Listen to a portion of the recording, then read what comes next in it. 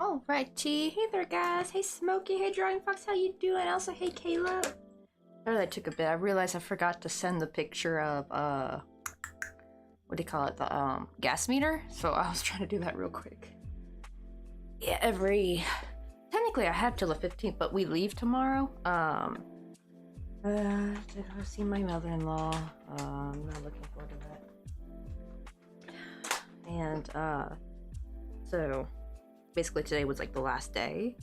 I'm like, oh god, let me get that out before 5 p.m. Let me clean my glasses here real quick. They're kind of smudgy.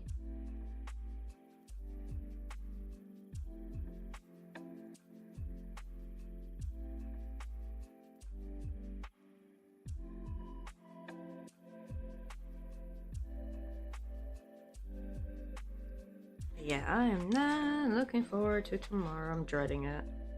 And what's worse is I thought it would be like a day trip, but now we're gonna stay the night again. Why? It's like only a 45-minute train ride out there. Like, especially like when you drive in the car, like my mother-in-law can make it to our home in 30 minutes, basically, which I kind of hate. I hate how it's like so close, like I think I have more time. Ooh, what's funny?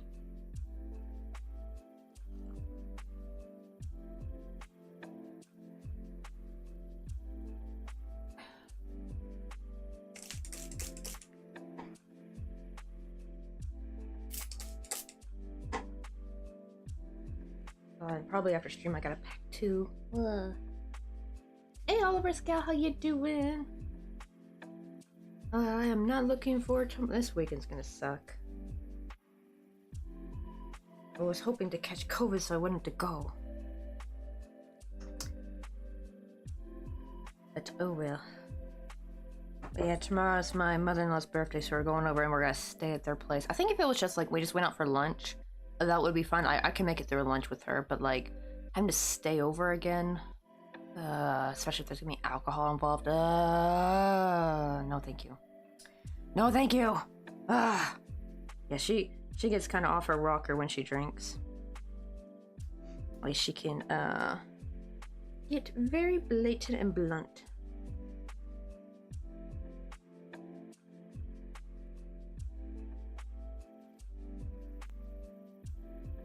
Wait, is your name Caleb too?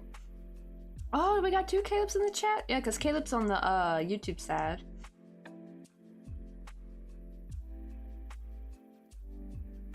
Honestly, same Oliver. But what's up with you though? Like, right? Especially with seasonal depression crap going on. I think we're gonna all be depressed for a little bit. Honestly, I think most Americans are gonna be depressed because of what's coming soon.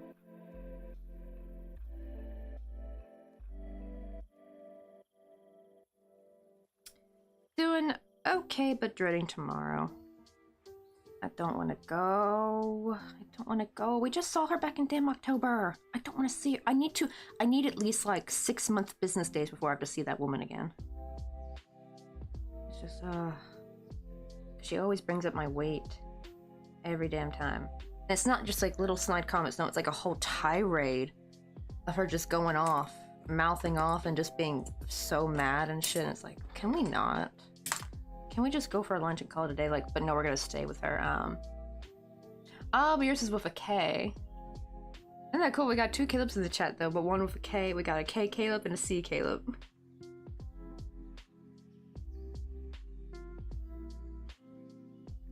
Oh, again, trying to get hydrated due to my trip. Oh, we got a trip coming up?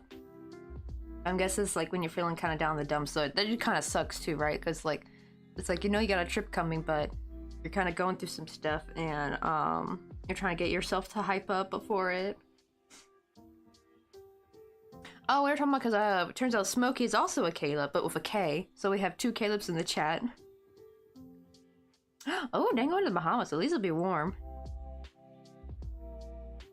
Yeah, it is cold. Also, I finally made my sister-in-law some earrings. So I realized instead of, because I don't think I'll have time to go to Daiso today, but I realized I forgot I have 1 leftover box from Mr. Coffee. Like, he brought 2 of these over, like a medium-sized box. And I realized, oh, if I put the Molong plushie in there, and I could put lots of, you know, tissue paper, and I can like put a small envelope with the earrings for sister-in-law, because I don't want my mother-in-law to know I'm making sister-in-law some earrings. I'm trying to bridge a little bit of gap, right? Some of y'all probably like were here the other day talking about like I'm playing some 4D chess with my mother-in-law. I'm not gonna let her win freaking over. I'm trying to make some relation with my sister-in-law Subin. So I'm gonna hide these in there like at the bottom, and if I wrap the present, she can't, because it feels like I was originally gonna put in a gift bag, you know, because I feel like those look prettier, but I realized, oh, she could like open it up. But if I wrap it in like wrapping paper, like tape it up, like mother-in-law can't open it without it, you know, messing it up. Hopefully she still won't go through it. I've already sent her pictures, so she's seen what the Molong looks like. But yeah, I want to hide these below Molong so that way Subin will see them. But yeah, made her some cute. Here's what they look like when they're made with the micro crochet. I still want to make these into earrings actually, but I didn't know if big earrings were her thing, so I wanted to make them like a little bit more tasteful, a little bit smaller, more dainty. These took forever though. This is much quicker making with the yarn. Making a thread just took bloody forever. Alright, most people call you Kenny. Oh, that's the first time I've heard someone being called Caleb be called Kenny. Ah, so South Park Kenny. I never really watched South Park growing up. I think because like didn't it come on cable, I think, or something? We didn't have cable growing up, so I actually, because there's like a lot of shows that a lot of people grew up with that I just don't have like any, like I won't get the reference because I didn't grow up with that, or I didn't watch it. Right, the hey Crust Cutie, like, oh my god, you killed Kenny. I've seen some clips of South Park, but like I don't know like all the ins and outs of it because I just never watched it. I'm having a better day than yesterday, but still sad. Well, I hope you feel better though. I guess try to like do things, you know, that make you happy. You know, because I always feel like whenever I'm feeling down, if I start crocheting, I always feel immensely a lot better, actually. Same, Caleb. I was a PBS kids. That's what we watched growing up. I grew up watching Arthur. Dragon Tales. What was one of them? Is it Cyber Quest? What was it called? This one with the hacker in it.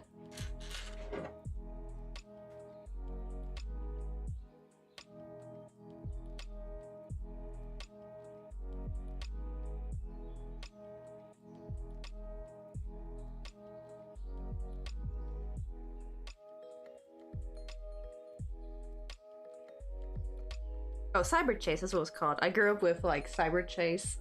I didn't realize that the guy who voiced the hacker was the same guy who was the doc, you know, in Back to the Future. Have you ever watched that one? Why, your dad always called you the wrong name? Was that, like, on purpose, or did he just, like, legit forget your name and just call you by something else?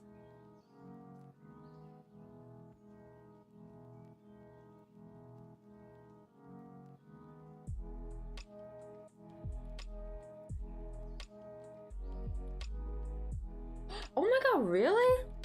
Damn, lucky. I wish I my crochet. I don't even think we even had a knitting club, actually, now that I think of it. Maybe there was one, but I'd never heard of a knitting or a crochet club in our school. They may have had a knitting club, but I'm not positive. I was actually in the German club, but the sad thing is, by the time I finally joined a club, they didn't do anything. Like, we met up twice the entire school year. They like every year they would reduce how many times the clubs would meet up. It used to be every other week. Then it became once every quarter, so like 4 times a year. Then they just made it where you like meet each semester. I was like, what was the point of being a club if you only met twice and you didn't even get to do it? Especially with that first meeting just being the introductory kind of thing. Like, it was so dumb. Like, we literally didn't do anything. It was kind of I could tell my German teacher was so sad because she used to like do lots of fun stuff with her German club, and she was kind of sad how they just kept restricting it more and more each year. I don't know why they started doing that. It was really weird. Really weird. Oh god, especially because you got 3 brothers, right? So it's like, oh, there's 4 of you. Oh, he would do it on purpose? Oh, that's probably like a dad joke or something.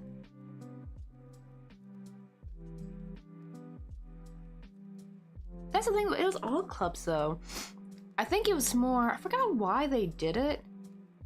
I think partially had to do with the increase in. So here's the thing, Cross Crazy. When I started the 9th grade, we only had 6 periods, right?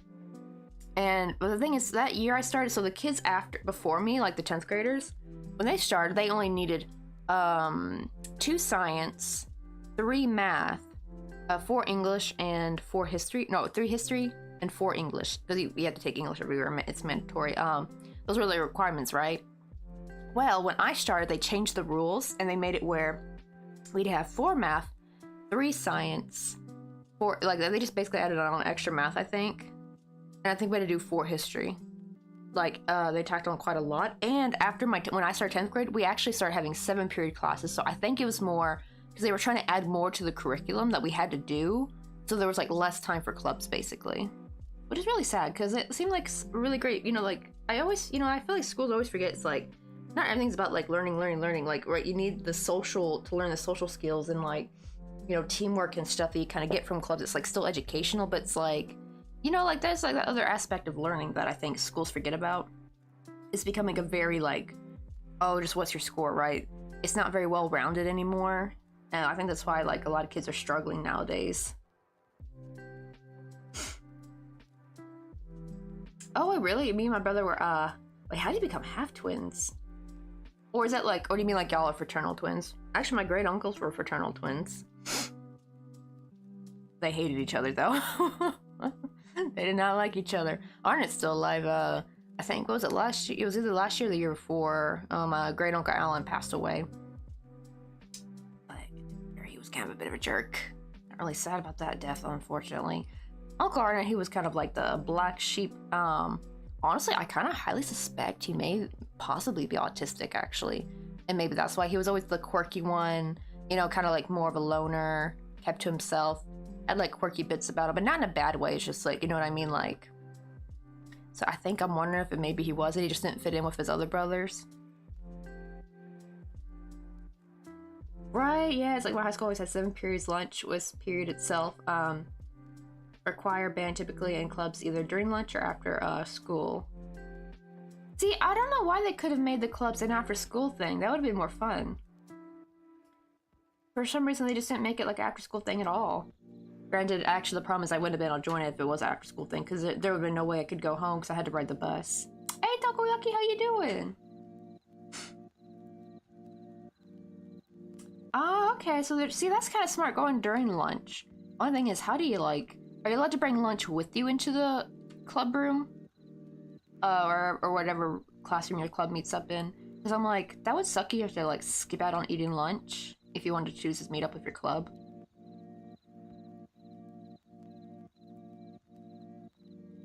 Oh, so my niece is now telling me it depends on your school now between going to university track, community college track, or working right away. Just get minimum SAT requirements. I heard that's like similar-ish to Germany, right? Because Germany's got like a thing where you kind of, the only problem I have with it is that you have to pick out early on.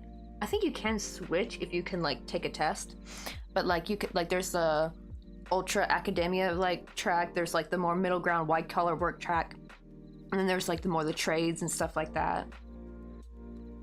But I feel like that's better than just trying to like paint everyone with the same brush, you know what I mean? It's just the only problem is having to pick early, because you have to pick it when you're like a kid. Right, yeah, easy to downgrade but hard to move up. Yeah, I think apparently if you went into trades but you realize you're actually better with like academia, I think you can take a test. You have to like test out or something. So you probably do a lot of studying on your own time.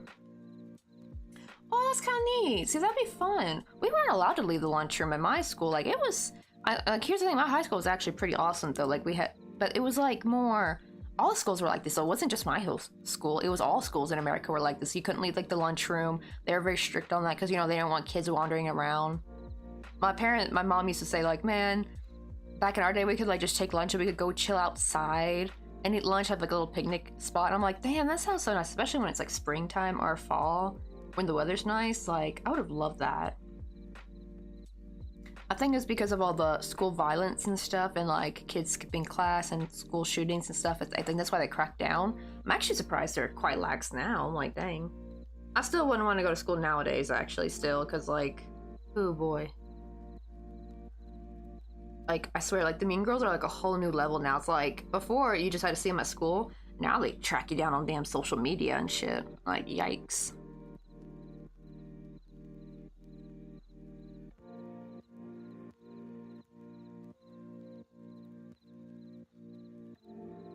Oh yeah, for the terms of having your lunch, there was like a 15-minute time frame between the periods, but you could eat whenever. Wait, you mean, did you have like 15 minutes in between class? And we had 5 minutes, and they were even thinking to reduce it to 4 the next year. It was actually 7 when I first started. It was 7 minutes, and actually the older kids told me it used to be 10. Every year they would start cutting it because too many kids would like ditch class and just be roaming the halls, so they had to like make it stricter and stricter, unfortunately.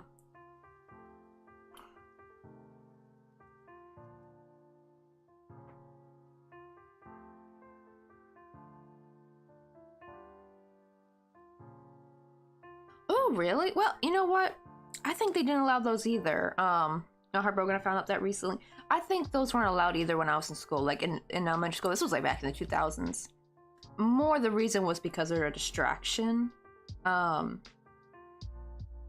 all the reasons because if there's a kid who moves around, gives all their location. The thing is, I think that's just they gave that a new reason. Because I remember those weren't allowed when I was in school because they were too distracting. Like it was just like the convoluted, too distracting reason. And I think also because like, I guess because of the distraction, like the other kids would like want to check out the kids' shoes and not, I guess, study or something. I don't know. Oh, really? Oh, lucky. Well, that sucks that they had to take them out. Oh, right, I got 5 minutes in between classes, right? That's like the minimum. Now, granted, I think if you have like a small, I don't know how big your school is, Caleb. Is it like a big school? Are there like multiple buildings you gotta walk to? Because my school technically used to be a college. If you look at Bolton High School, because don't worry, my family doesn't live in that area. I actually had to like go, I think it was like a 45-minute bus ride just to get out to Bolton. technically I should have gone to the other school that was closer by, but the zoning had us go to Bolton for some reason. But I'm kind of glad they did though, because I did like my school. But apparently it used to actually be an agricultural college, so it was like designed like a college. Like you had several buildings to go to. So at least with my other sister, like my other sisters got to go to a different high school, and there's several buildings, but they're all connected. Like you didn't have to go outside to get to a building. Like you could actually just go to all the different buildings while inside, so you don't have to worry about getting rained on. But now there were some, like to get to some buildings, you just had to go outside to go to it. Also moving outside was a little bit faster. But what do you call it though? Yeah. So, and the problem is that 5 minutes gave you like 0 time, unless like you got lucky and your next class was in that same building really close, like whether it was upstairs or downstairs. If it was like in the same building, it wasn't so bad. But if it was like, say you're in the north building and then you're in the south building, like those are at the total opposite ends of the yard. And it took like at least a 5-minute walk to get there, and you had a speed walk. I remember we had some teachers try to say like, see, I'm old and I have arthritis in my leg or blah blah, or not arthritis, but they have like joint pain and then I can still make it. And I'm like, yeah, but you just walk to the thing. You don't have to go to the bathroom, get your books, you know, like there was like no time to go to your locker. There was no time to use the restroom basically. If your schedule is messed up. And I had a few schedules like that. You know what's even worse is when your schedule is like north building, then you go to south building, and then like your third other periods back at north building again. And it's like, why would they schedule like that? I swear. I will say that my senior year was scheduled pretty nice. Like, a lot of my classes were much closer together, so I had some breathing room. I don't know how I would have been able to survive with the 5-minute limit in my 9th grade year, because I was walking all over the place in my 9th grade year.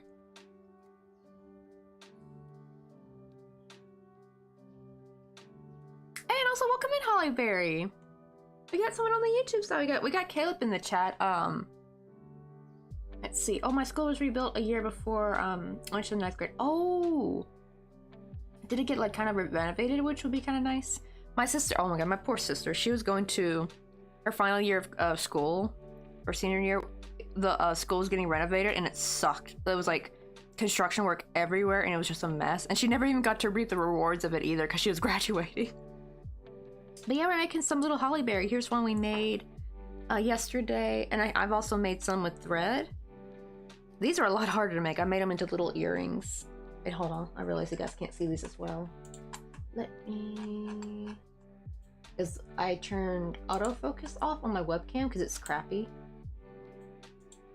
Because like, basically everyone said they would be seasick if I had autofocus on. Because whenever I move my hands, it would like pulse too much. So let me make this 100% so you can see this a little bit better. Yeah, I finished crocheting these last night. I made the backing a wee bit too big, like the circle. So it was kind of hard to get... Thankfully I got it to where it didn't affect... It almost did affect the bottom part, but thankfully I sewed it to where it kind of tucked it in a little bit. So I'm definitely thinking next time I'm going to do like maybe 7 in the round instead of 8. Yeah, these are the little... I made these for my sister-in-law because I'm going to give her daughter, Yeonso, my niece, a cute little bunny plushie we made. I don't normally do bigger crochet, but I got some Chanel yarn finally, and I'm making plushies for her. Because obviously I can't really make her anything micro crochet because she's very young. She's only 1 year old. So I made her this cute little Molong plushie. It's kind of based off like my little tiny crocheted one right here. You can see like, and it's the same pattern by the way, at least for the bunny shape. Not, of course, I just did color change for, you know, so the body shape's the same. So see the size difference between one ply of yarn, one ply of worsted weight yarn, and then like Chanel yarn. I say, oh, just got a message. I know our kids though, these are damn different. They really are.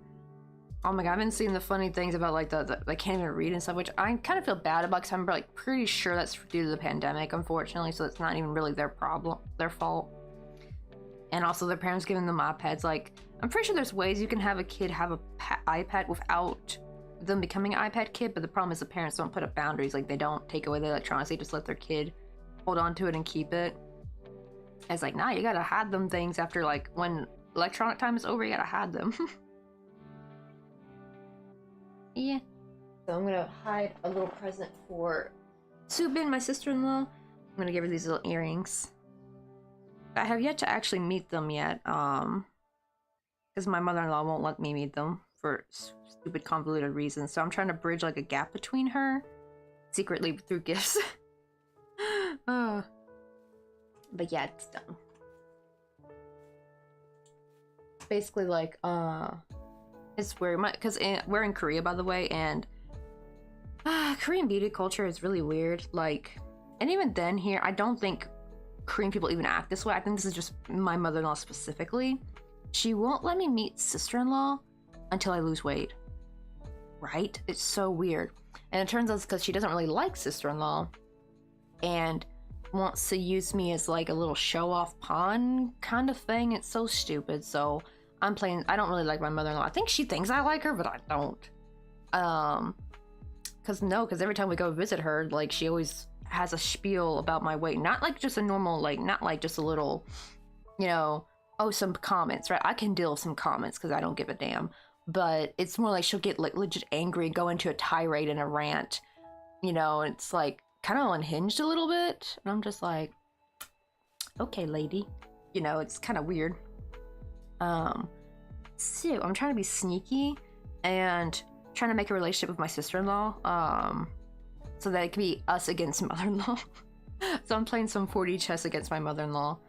I think I found out why she really I didn't realize this, but apparently Subin is really, really fit. She does work for the military, and I'm not positive. I can't remember if her and brother-in-law met in CrossFit or not. I think they're both very athletic, because my brother-in-law is a firefighter. So I think that's why. I think because my mother-in-law is very embarrassed about me. It's weird. She likes how I look. She says, you know, like, she likes that I'm American, but she's embarrassed that I'm overweight. I'm like, and I'm not even that overweight. I'm 5'6" and I'm a size US 12, maybe 14 depending on the brand, right? So I'm like overweight, yes, but I'm not like huge. And even then, that still shouldn't matter. But in Korean culture, I guess that, like, I guess she can't show me off or something. It's very bizarre.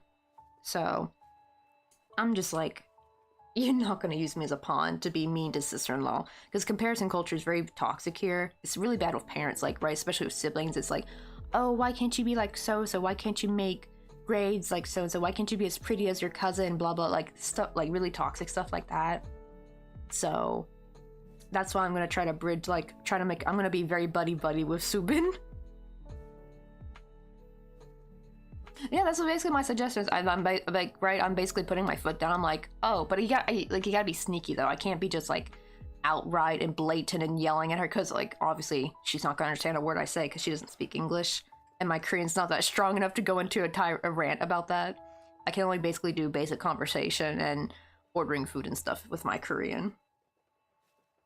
Dang, right, I think our pass was 9 minutes, but it had a big billing that you couldn't go to the locker bathroom at the same time. Was it like you weren't allowed to, or is it just like there just wasn't enough time? That sucks though. I really hate that though, because right, like, I hate when the teachers are like, you know, like, thankfully I got lucky and I had some teachers that were like, if you politely asked to go to the bathroom, they would let you go, especially if that classroom was really close to a bathroom. I think if a bathroom was further away, they're a little bit more reluctant to do it, you know, to be fair, because like some kids would literally just do that and just ditch, you know, and then be up to no good doing stuff in the bathroom, you know. So it's like, I get why. It just sucks that, you know, the good kids who need to use the restroom get kind of punished for it. But I thankfully had teachers that were usually let us go. But I've had some teachers like say, like, not to me thankfully, but I've heard, like, this was more in middle school, I think I heard this. It's more like, oh, you should go during your in between classes. Like, okay, but then I can't go to my locker. And so what I would do is I would actually just carry most of my stuff around for the next 3 periods. If I knew I couldn't go to my locker, I would carry everything in my backpack. I'd be like, frick it. And then I remember in middle school, I'd have teachers ask me like, why are you carrying so much in your backpack? It's like, because I don't have time to go in between lockers, lady. And they got mad at me for it. It's like, nah, y'all made the schedule like this. Y'all can't be mad at me for not being able to go to my locker. It was so dumb. But yeah, it's like, right, I'm basically putting my foot down, but then I have to be sneaky about it. I can't be just all open and guns a-blazing. I wish I could be. I can do that probably from if we're back in America. You know, it's gonna cause trouble in the family if I do. I'm kind of doing a little bit of malicious compliance a little bit, because I am trying to lose weight actually, so I can finally meet Yeonso. Because like, yeah, I've been wanting to meet my niece Yeonso, and I already missed the first birthday. I was supposed to actually go to that first birthday too. But when my mother-in-law saw me back in October, she's like, you didn't lose any weight, so yeah, I don't want you going. And it sucked. Like, because I was really looking forward to that. So it's more like, okay, honey bun, you know what? I'm gonna finally lose weight just so I can meet my niece, because time is running out. She's not gonna be a baby for much longer, you know? They grow up so fast. But she's not gonna be able to use me as a little pawn she wants. No, I'm gonna do my very best to be really good friends with Subin once I finally meet her. And the problem is, I don't know if I would imagine maybe Subin speaks a decent amount of English, because she does work for the military.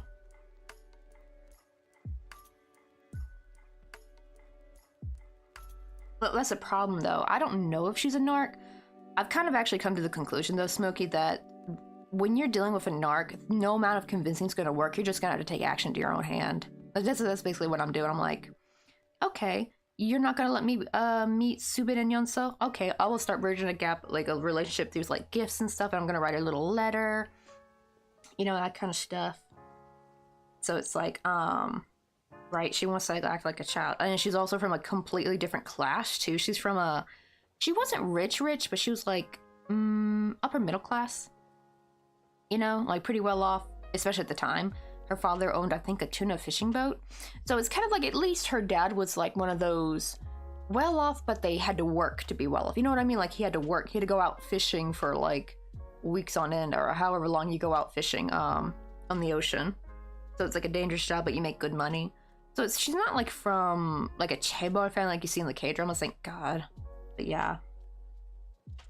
I know I hate Asian culture, I always need to compare it, but the thing is, this is very, very specifically weird, because even then, like, I've never heard of this where, like, a relative is not allowed to meet a new recent addition to the family just because of their weight, right? If anything, they'll have them come, but they'll just, like, nitpick at their weight. This is more... It's really weird, because with my mother-in-law, she says everything about me would be perfect, just my weight. So it's like, she's just waiting. And here's the worst part is, apparently, like, she's just waiting for me to lose weight so she can start toting me around. And I'm like, I don't want that either. Like, bro, I'm introverted. I just want to stay home. That's kind of why I've kind of been hesitant to lose weight, because I know as soon as I do, she's going to want to go and hang out more and crap. And I'm just like, no, I don't want to, you know. It's like, ugh. So, unfortunately, I've stuck having to be sneaky. So messed up and dumb. But yeah, I'm gonna try to. I'll try to write my best, like a little note in Korean, and I'll have Mr. Coffee double check it. But Mr. Coffee knows I'm making Subin some earrings, and I told him, yeah, don't tell your mom I made her some earrings, so that way at least mother-in-law knows to not go snooping in the little present box kind of thing.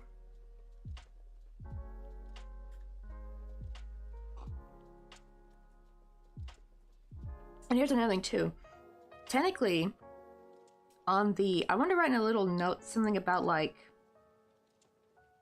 you know, how tough it is to be a mom and all that stuff, like something like Subin can relate to. And usually a lot of times when you become a mom in Korea, you kind of lose your name in a sense. Like, nobody calls you by your name really that much anymore. Like, probably so many people call her Yonso Oma, right? Like Yonso's mom. That's how you literally become when you become a mom in Korea. You kind of lose your name. So I'm gonna make sure to write Subin on the, like, the card and everything. So I'm gonna let her know. Don't worry, hon. With me, you still have an identity. I see you as both Yonso's mom and Subin. You know what? I don't know why it can't be both ways. I don't know why do you have to lose your identity when you become a mom? Why can't you be both so-and-so's mom and yourself, right? It's so weird. But yeah, like comparison culture is horrible. It's like, ugh. But even what my mother-in-law doing is, like, very different.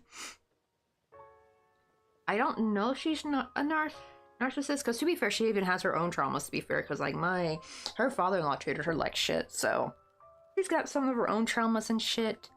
And it's sad thing is because she kind of dropped the pettiness a while back, like she was finally done with it, but it's like something about now with the new sister-in-law and the baby, it's kind of revved up her competitiveness again. And I think the reason why is because she doesn't really like the sister-in-law. I don't know why. She says she's snotty, but here's the thing. I don't know. Is she snotty or she just have a backbone? You know what I mean? Because, you know, a lot of times narcs try to portray people who have boundaries and a backbone as snotty. So I don't know. I need to meet her. I would be really sad though if she actually was a mean girl. I hope she's not. Cause yeah, there is some. If you've ever watched some K-dramas, there are some mean girls in Korea. Like it goes crazy. So I'm really keeping my finger crossed. Subin's not a mean girl. I'm really just hoping she just has a spiny, shiny spine. You know. Right, exactly. Oh. It's weird because on one hand, Crafty, it's like it would be better for me to have kids here technically, but I don't want to be anywhere near my mother-in-law when I have kids. No, thank you. No, I want, and plus I don't want my mom missing out because my mom is really looking forward to one day being a grandma. She even told me, "Don't have kids over there without me, okay?" Like she didn't want to miss out on it. It's so funny because my dad's like, "When are y'all having kids?" Like, yeah, why you don't have kids yet? I'm like, I even told him like, if we had kids, you would have missed the first 4 years of their life because of the pandemic. You know, I couldn't see my family for 4 years because I couldn't travel. And so I'm like, and when I told him that, he kind of like the light bulb moment went off and he's like, "Oh yeah, you're actually kind of right about that." Yeah, I was like, yeah, I don't want y'all to miss it. And plus I let him in on how crazy mother-in-law's in. I'm like, I don't want to have kids around her. We're basically waiting until, what do you call it? We move back to the States. So I want to be closer to my family. Ooh, right. My mom said some super cultural field crap to me when I was postpartum, and I was so close to booting her out because she got me so upset. God, I hate that. What was the cultural crap though? It's like, so, and to do it while you're just postpartum. Oh, I don't know. Oh, I really hate it when they're like, you're like barely you're like what, barely a month out of being postpartum, and then like people are like, "Why you haven't lost weight yet?" It's like, bruh, the uterus takes like at least minimum 6 weeks to go down. Part of that's still your damn uterus. It's not all fat. Good God, it's so dumb. And even then, it can take up to a year for your body to heal from the from everything. It's just like, good Lord. I did hear though, Craft Quest. I think this is why it just drives my mother-in-law crazy, because partially it's to do because I kind of can't really understand, but I do know when she's talking about my weight, because I thankfully know the vocabulary a little bit when she does bring it up. But I pretend to not know, and I think that drives her nuts. She was really big and adamant about me like learning Korean, which is so funny because like I was already trying to learn Korean. Like that was one of my hobbies, was learning Korean. So, but she would act like I didn't want to learn. It was so weird. And it turns out I think she was mad that I didn't know enough that I can like know what I'm being shamed, I guess, or scolded, because I would look normal faced, right? I wouldn't look sad or nothing or shamed. I would just be like kind of blank face a little bit, or just smiling, you know, like, and I think that drove her nuts. And here's the thing, even when I become like full fluent Korean, I'm still gonna keep a blank face or a smiley face. Like I ain't getting her shit. Oh no, why are your grandpa and your mom fighting?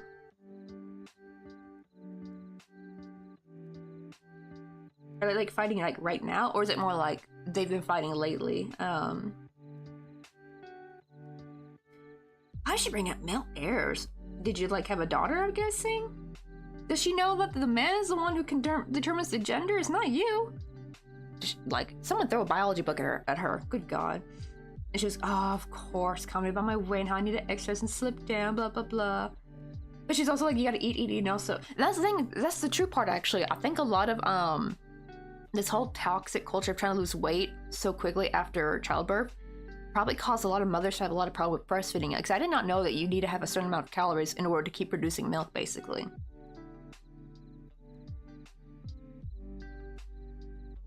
Oh, Ryan had to go under the general anesthesia and felt like crap.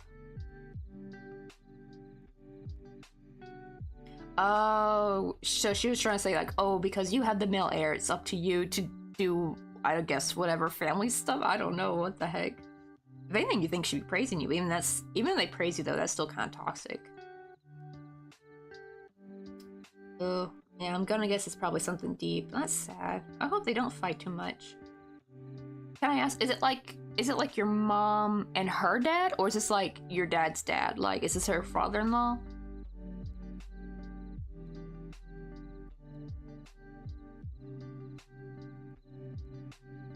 Oh, she's saying I don't need to do any more kids? Oh my goodness. That would suck too, because like, what if you wanted to have a daughter one day too? Like, of course you never know, because you could keep trying and you could still have nothing but boys, basically. Like my poor dad, he tried for a boy and all 4 of us are girls. They kind of gave up after Sarah. He was like, okay, 4 kids is enough. I don't think we're getting a son. But it's sad, because actually apparently I wanted a brother too. To be fair though, Sarah was kind of a tomboy though, for the most part.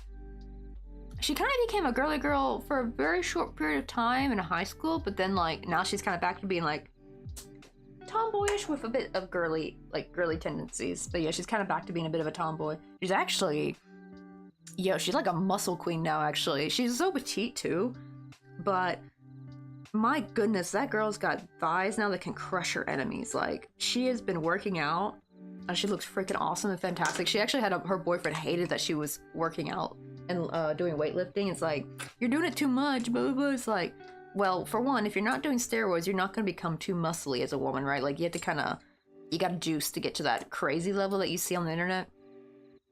But damn, she looked strong as hell. I think it turns out he was really controlling, so I think that was the real reason why.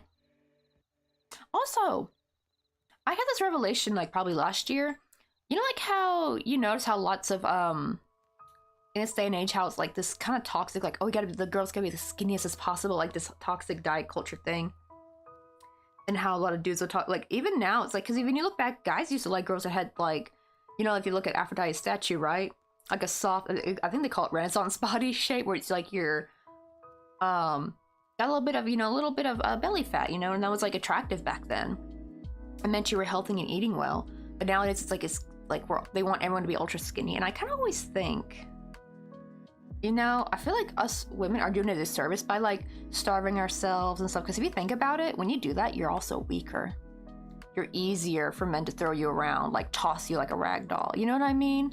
So I think as a collective like gender, we need to start like completely ditching the toxic skinny culture of the like not eating a lot, you know, trying to be as skinny as possible, and try to be more like, go for more like just being healthy, get some muscle on you kind of thing. Because if you think about it, so many men probably benefit from women being that thin because they're easy to push over, you know, you're weaker, you have less energy, and just how toxic that is. So yeah, that was like a little bit of a revelation. Oh my god, right? My mom and dad were trying so much for girls. Oh no, they had 4 sons. Oh boy. I can't remember, did you ever say you had a sister or not? Or is it just you and your brothers? Oh, we do want a second one eventually, but I had my son in, an emergency situation. My mom was like, you're gonna die the next time. That was a close one. Okay, but dad, oh wait, I can't remember. Are you in the States, Craft Quest cutie? I will say, because you're in the States. Actually, I might be speaking some truth there. But if you guys are not in the States, then yeah, you could probably still go for a second one.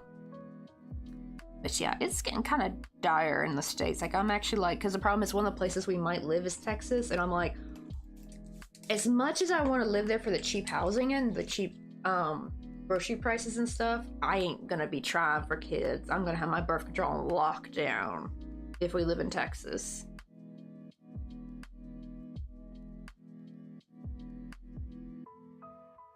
Let's see.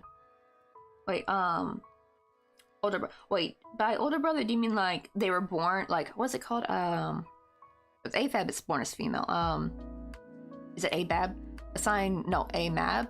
Assigned male at birth. Was he like assigned male at birth and now is like a trans woman? If I was like that, at least he gained a sister.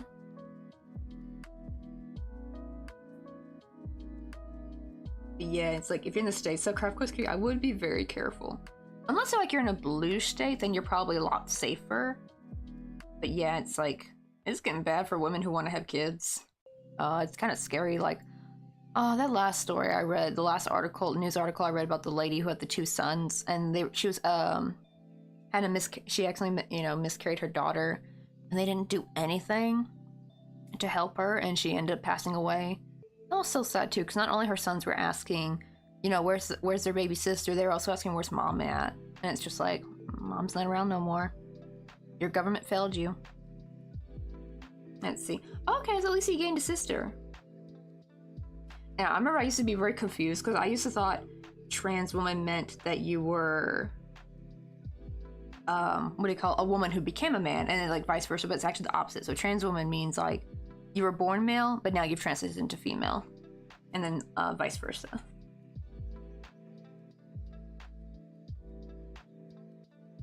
That still sucks though. She's like, just because you had a son, she's like, okay, you're done now. Like, what? Like, only you get to say when you're done. It's your body. I think that's the whole point. That's the whole point of your body, your choice.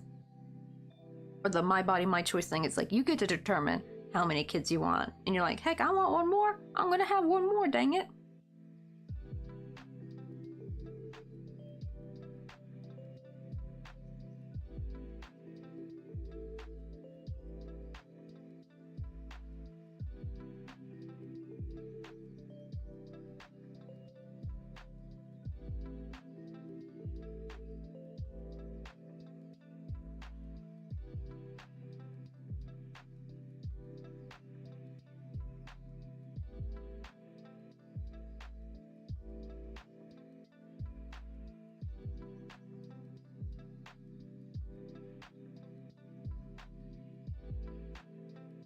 Let me see. I'm gonna try a little something different. I want to kind of tweak the holly pattern. I'm gonna add one more extra chain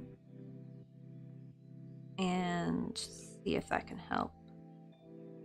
But sometimes I have a hard time with the tip part looking too short, so I want to see if I can make it look a little bit longer.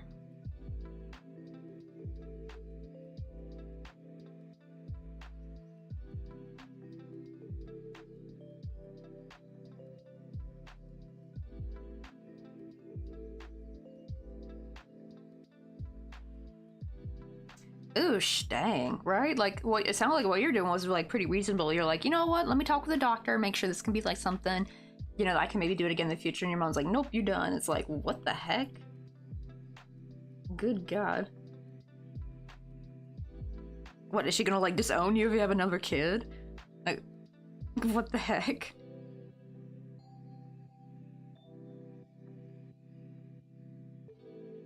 You know what's funny though? I bet you anything if you had a daughter, she'd be like, when are you gonna give me a grandson? I bet you anything. If you had a daughter, she'd be like, no, when you have the next baby, whether you nearly died or not.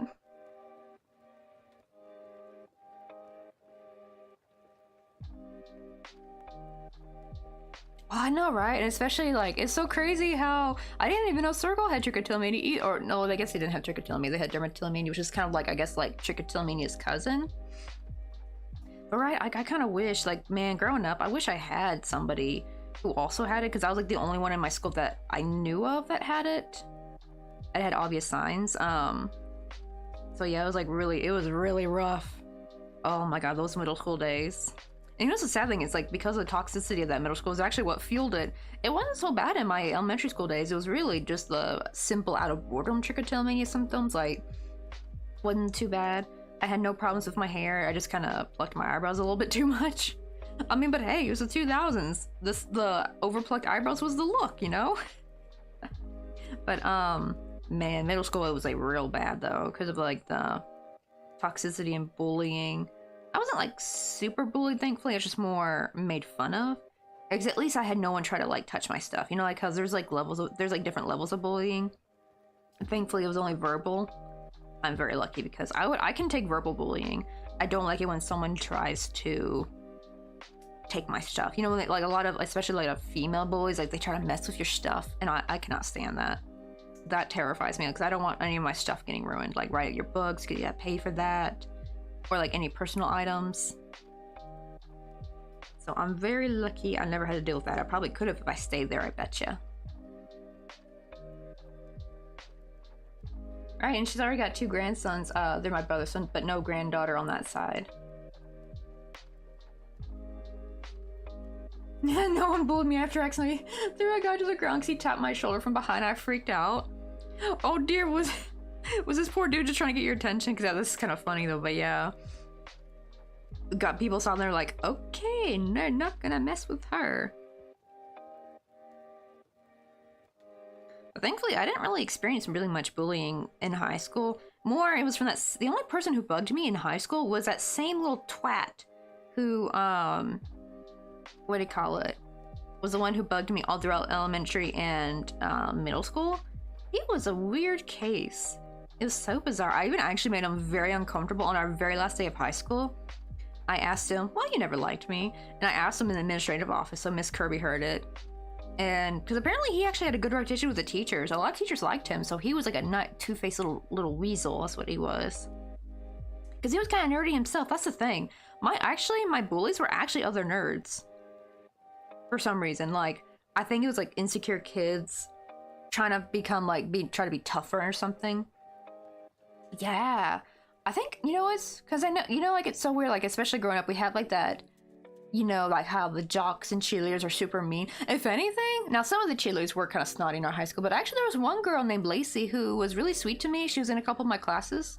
Absolute gem of a human. Like she was legit sweet, like not that fake sweet, you know what I mean? Like she was actually kind of quiet a little bit, like kind of quiet, introverted, but really sweet gal. And two of the popular kids I knew, one of them was a jock. I don't think Spencer was a jock, but they were always nice to me. They were never rude or mean to me ever. It was always kids like Taylor, like who were kind of on the they're not really popular.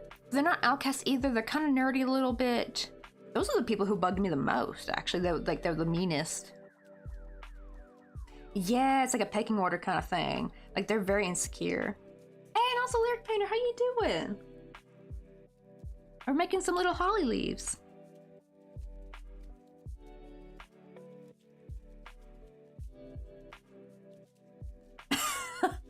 Honestly, I think I've heard of smokers being like the chillest kids, which honestly, that would probably make sense actually, because I did not know this actually as a kid.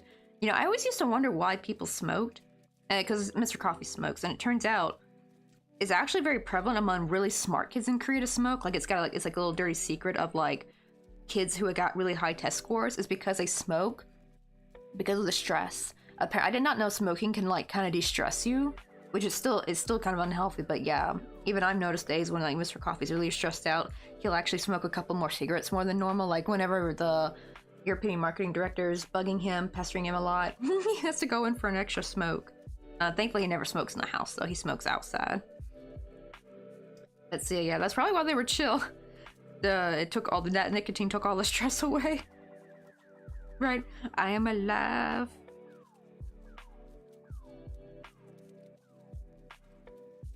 Oh, also I gotta show you, because the little diagram I made for my little holly pattern, I want to see what it looked like. I still want to make the earrings like this, right, this size, because but they're like kind of bigger earrings, but I want to see what they look like as like little dainty earrings. And look how they turned out with thread.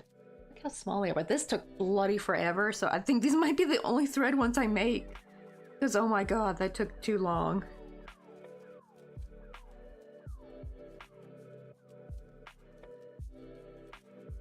Yeah, Mr. Coffee did say he kind of lost the side effect. It was a lot stronger when he was younger. What's the K-drama, the zombie high school one? We're All Dead, I think. I think that's the one. It kind of revealed, right, the really smart girl, the one who was like half zombie or something, the girl who was like top of class, had high test scores. It came out that she smoked and everyone was shocked. And Mr. Coffee's like, yep, that basically right there. There were actually not that. There were, yes, a small group of delinquent kids who would like, the bad boys who want to smoke and be cool. But they weren't as big. It was a lot of actually smart kids who made really high test scores that actually were smoking. Because it's so... Oh, I actually don't know how I would survive if I was born Korean and grew up in Korea. Like, especially Mr. Coffee's time, it was really bad. Because they had to... It was mandatory to go to school till like 10. Did you know that public school is like till 10 o'clock at night? In China, it's still a rule over there. It's still a rule. They have dinner at school. They have breakfast, lunch, and dinner there. Like, no thank you. Oh my god. And sometimes they still go to cram schools afterward too. And actually Korea used to have a 6-day, it used to be Monday through Saturday you had to go to school. You had to go to school 6 days a week. And then especially back then, if you had like really religious parents, you were stuck going to church on Sunday. So like you kind of really had no days off. Right, it's like, why even go home? Right, I actually don't know why they just didn't make it more of like a boarding school kind of thing. That would make more sense, because actually then, at least you would get some time back, because you lose a lot of time in the commute, right? And the commute between the... Because after that, you still got to go to a cram school. And it's just broke my heart, because there was there's lots of videos of these on TikTok, if you see, like, these Chinese kids, what do you call it? This one girl was like, it was like 1 a.m. and she just finally finished her homework, and she was like, like that where you're laughing because you want to cry so bad? Like, that poor girl was having a mental breakdown. It was so damn sad to watch that. And there was like several videos like that where they're just like losing it because they're so tired, they just want to sleep. They're gonna only have like 3 hours to sleep before they gotta get up for school. Like, you need, and these are young kids. Their growth's gonna get stunted from the lack of sleep. Exactly, that too. And you know what's even worse? Is that, in China, I heard there's a problem now where they don't have enough factory workers and a lot of farm workers. So the CCP is trying to push all these college graduates to work these, like, you know, lower wage jobs because they don't have enough people for it.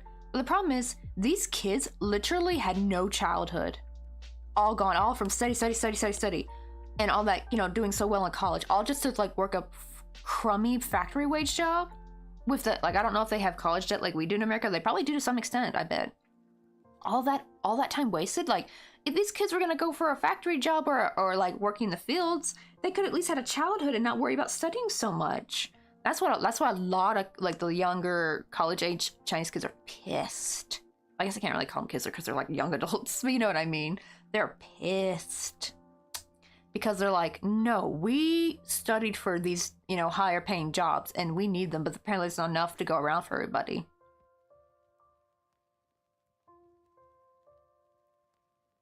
Wait, I was taught the gang sign of the, what is that, the Ganff? Or she trips in middle school and I regret I know it. Oh man, I don't even think I know any gang signs. I think the only sign I know is like a Naruto meme where you're doing like the ninja signs, right? And like grandma thinks you're throwing up gang signs or something. I think I saw a meme about that like a couple years ago.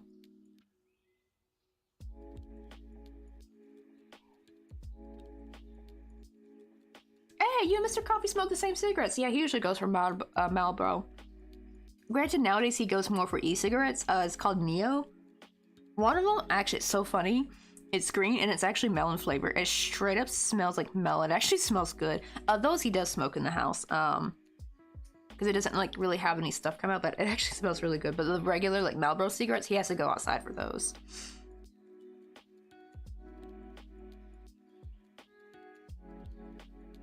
Oh, and I heard apparently they were making the entrance exams a lot harder in the villages actually compared to the ones in Shanghai or like big cities, right? Like they were trying to make it so hard for these kids to pass so they could be stuck in their hometown working like lower jobs. And here's the thing, because they probably could have had a much happier life if they just didn't, you know, had more of a childhood. Because those jobs are still just as important. But the problem is that they wasted their childhood to get these higher paid jobs. Like that, just like that sacrifice. I would be so mad. I would be so mad, and it's like, ugh. So I hope a lot of younger parents now in China, I really hope they're not pushing their kids to do all the studying so much, because like it's not gonna be worth it at all. If anything, they should really stop having kids. Like the birth rate's going down, the CCP is like, you know, freaking the frick out.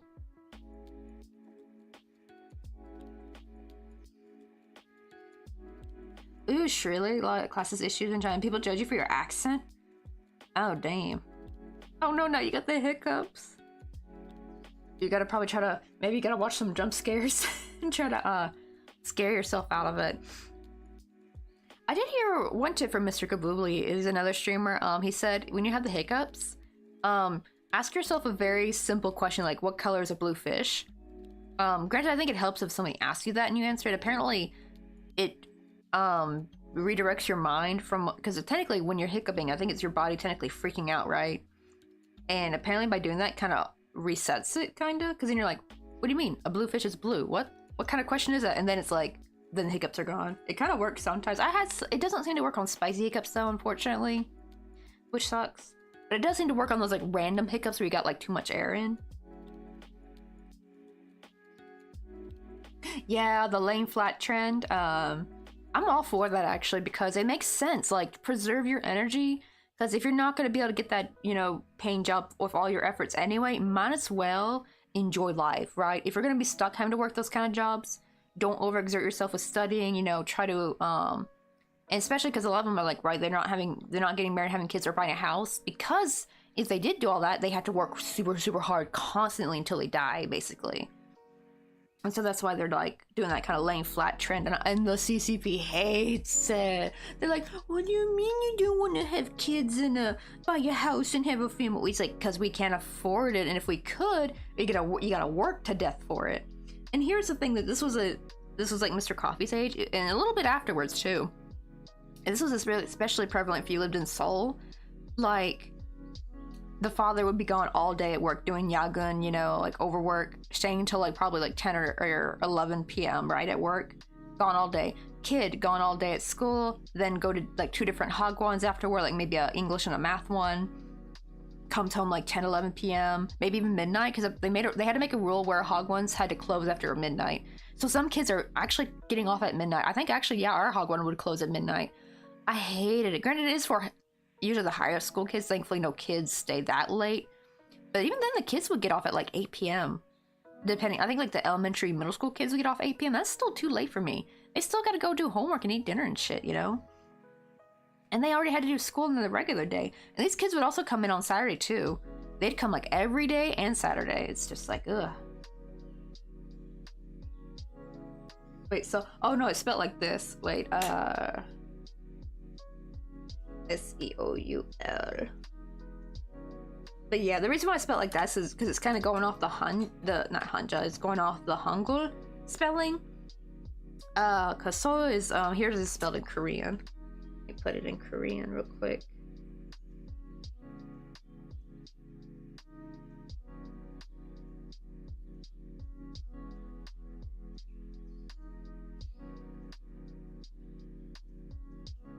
So you see that EO? That's for that like little stick right next. Well, I guess you don't know it's the S sound. So you see like the straight stick with like, it kind of looks like this kind of shape. That's like the EO. That's why it's spelled kind of like that, because that vowel is like a EO kind of sound, like a O. So that's why it's spelled like that, and not like soul, right? Like in the, like as in a person's soul, like that kind of spelling.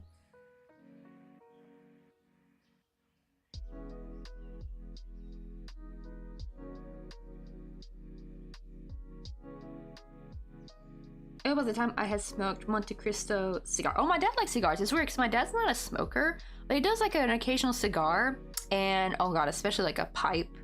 Especially when it grows his beard out. He loves smoking a pipe in the winter.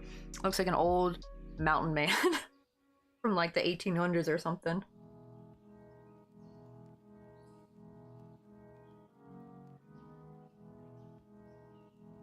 Oh, I always wonder though, are cigars healthier than cigarettes? Oh my god, right? Hey, Kenai! Right, it's like a cross between seal and soul. And I always love like you know, when people are like, oh, I want some soul food. In the US, it can mean like, you know, things like fried chicken and stuff, and mashed potatoes. But in Korea, it basically means like, well, I guess also fried chicken, like Korean fried chicken. You know what I mean? Like, but spelled different, like soul food. I love a little play on words with that. Ooh, really? Cigars are actually worse than cigarettes? They don't have a filter. Ew. Oh my goodness. My dad doesn't do it all the time though. He does it very occasionally, like, because they're kind of expensive. They're like his like little treat every once in a while.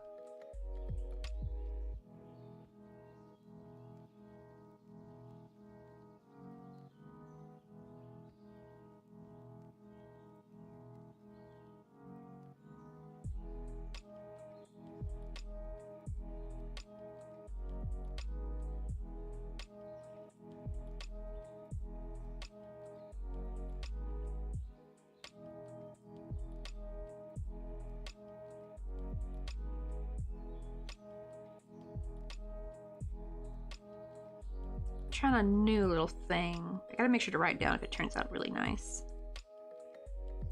And I added one extra chain to see if I can make the... I want to make the top a little bit longer.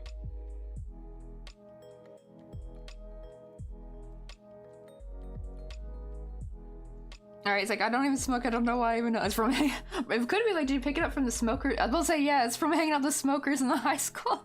That's what I thought. It's like, well, I mean, you kind of did hang out with the smoker crowd, so you probably picked up the info that way. I think I was kind of similar with that, like, kind of not in a clique, though. I did hang out with the art kids a lot. I was like an art kid, but not a full-on art kid, I guess. If that makes any sense. I was a art kid light, right? Okay, so cigarettes have added chemicals to make them stop burning if they haven't been put for a long time to prevent fires, and of course other chemicals that will kill you. Oh, okay, so the best thing to do is roll with your own filter.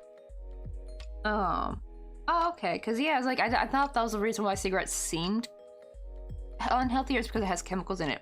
Like, aren't cigars just mostly tobacco, or do they also put stuff in it?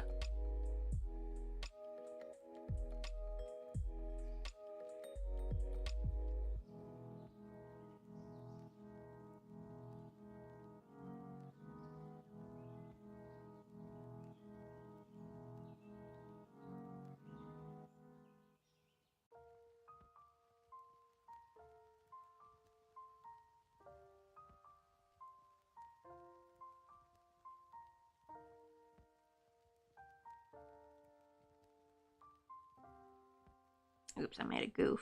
Let me try to fix that. Am I even in the same spot?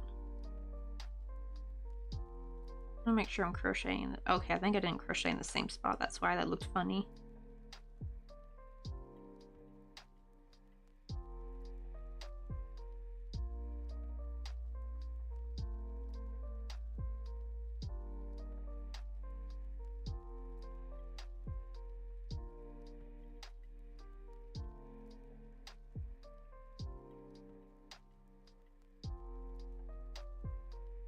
Okay, all good cigars are seasoned tobacco leaves, so no chemicals added. I'm guessing my dad gets something like that. He's never been a smoker like with cigarettes. I think my uncle smoked though. I think he quit though because he had cancer a while back, but not lung cancer, a different kind of cancer. But I think that scared him into to quit smoking, I believe. I mean, honestly, cancer would do that to anybody. I'd be terrified too.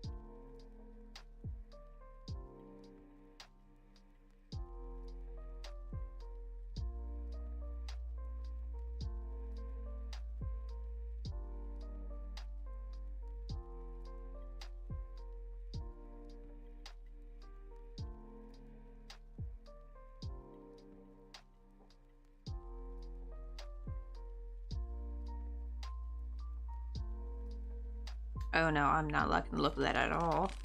I'm gonna frog this. I'm just gonna stick with what I wrote down. Oh goodness.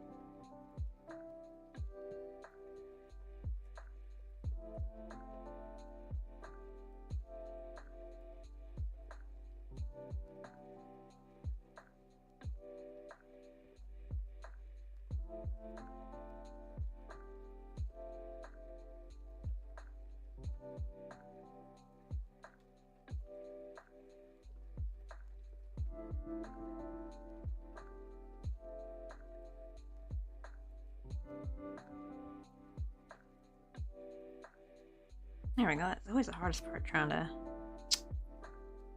do that like initial bit where I gotta single crochet through the chain.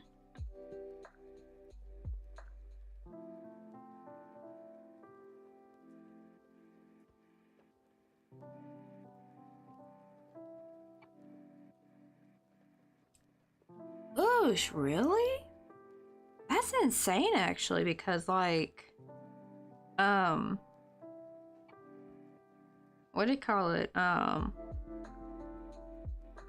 thought like Gen Z and like Gen Alpha were I don't know about Gen Alpha because they're still quite young, but Gen Z was supposed to be like the more, you know, less racist, open-minded, you know, generation.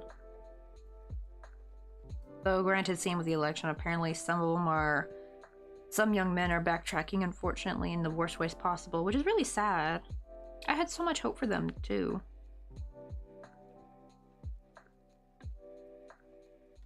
But yeah, unfortunately, like red pill content has really, you know, just like brainwashed a lot of young men. It's just so sad to see too. Like, I don't even really feel angry. I just feel like really sad. I hope one day they wake up to it because they're being spoon-fed poison, and it's just really depressing and disheartening to watch.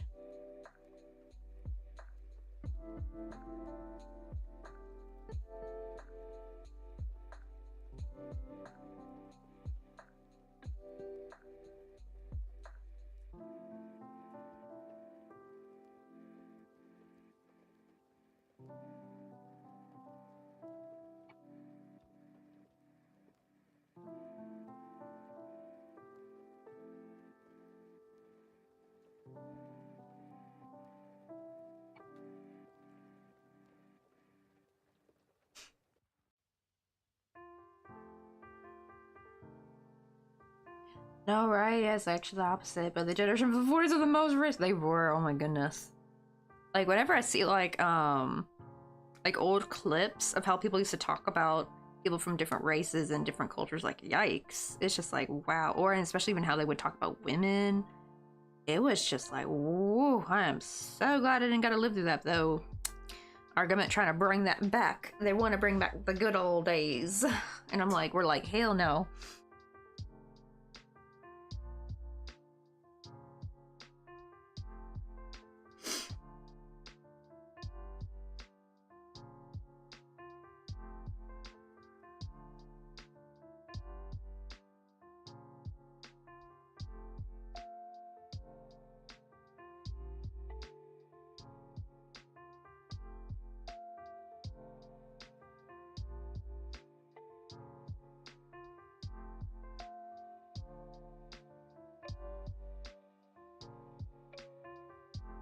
I do wonder, I'm pretty sure the cause of it is from, I guess, like, being online from such an early age. It's so easy to get sucked down into, like, a rabbit hole. And it's just, like, it totally brainwashes these kids. It's really crazy.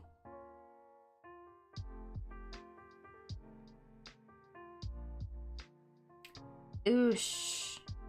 Oh my god, one Kimmy told me to say the word vinegar about the V and Snickers with the S. Oh my god.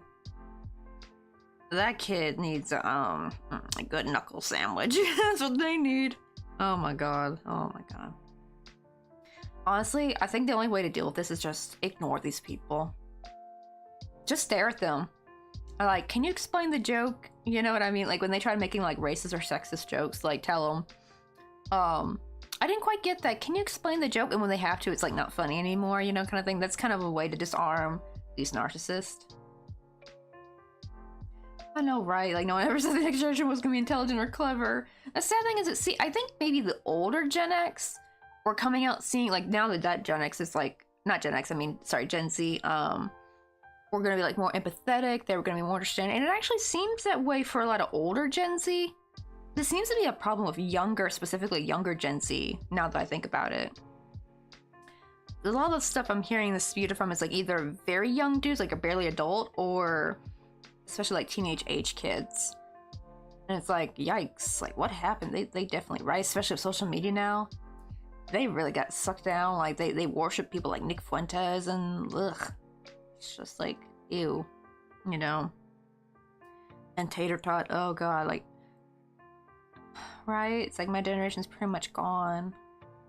And that's so sad because I was hearing so many like good stories of like older Gen Z guys being such wonderful husbands and fathers, like because they saw like how dismissive and like their followers who are like that want to be really included in family, and they're like, no, I'm gonna be different, I'm gonna be there for my kid. And I had so much hope because it really seemed like it was turning around, but then the red pill content had to come along. It really just sucked the boys right in. I think the younger boys. I see a lot of older Gen Z kind of reject like red pill stuff, thankfully. The sad part, I think how they get them though, is they layer of like small kernels of truth or true stories in there, like they sprinkle it, right? But they like delivering it with a whole bunch of poison, you know what I mean? Right, my generation needs to chill. It really does. They need to take a chill pill. Right, I feel like it might be very rare to like find some what do you call it, right? Some more people with generational common sense. It's just very unfortunate.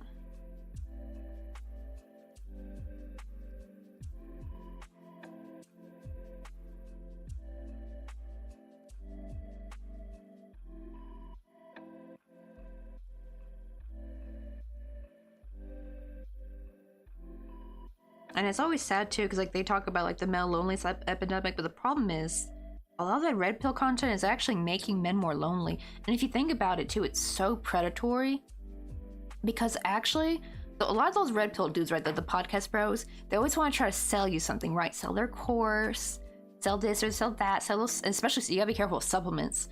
It's so crazy. The supplement to red pill pipeline is freaking real, or to alt-right or something. And apparently they get you that way.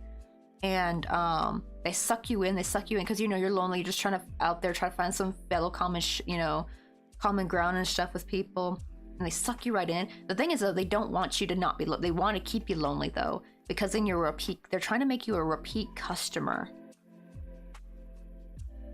Yeah, it's a very slippery steep slope. It really is.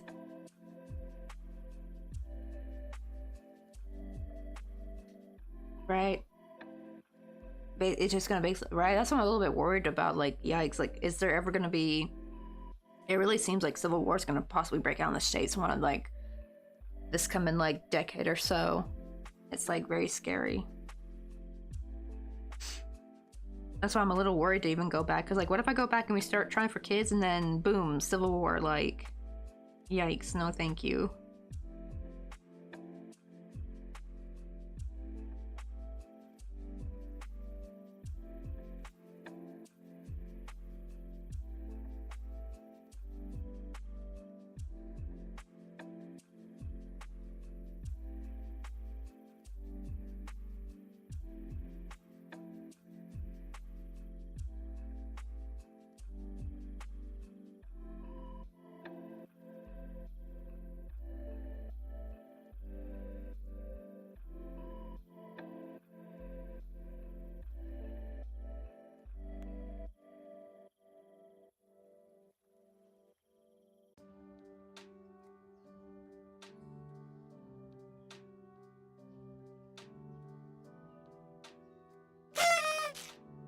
Show, how you doing? Uh-oh. Oh, they didn't go through. Hold on, let me just see if I can try to do this slip stitch again. Okay, the upstairs people are opening and closing their balcony door over and over again. I'm like, what are they doing? It's funny because I almost never really hear footsteps or voices that much, but I will hear when a door opens. Especially these kind of doors, because they're like sliding doors, so it's like you could hear like the rumbling.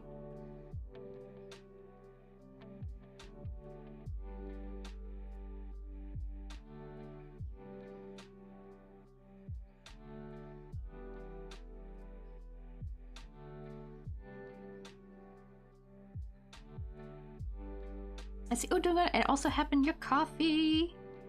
Ooh, let's go.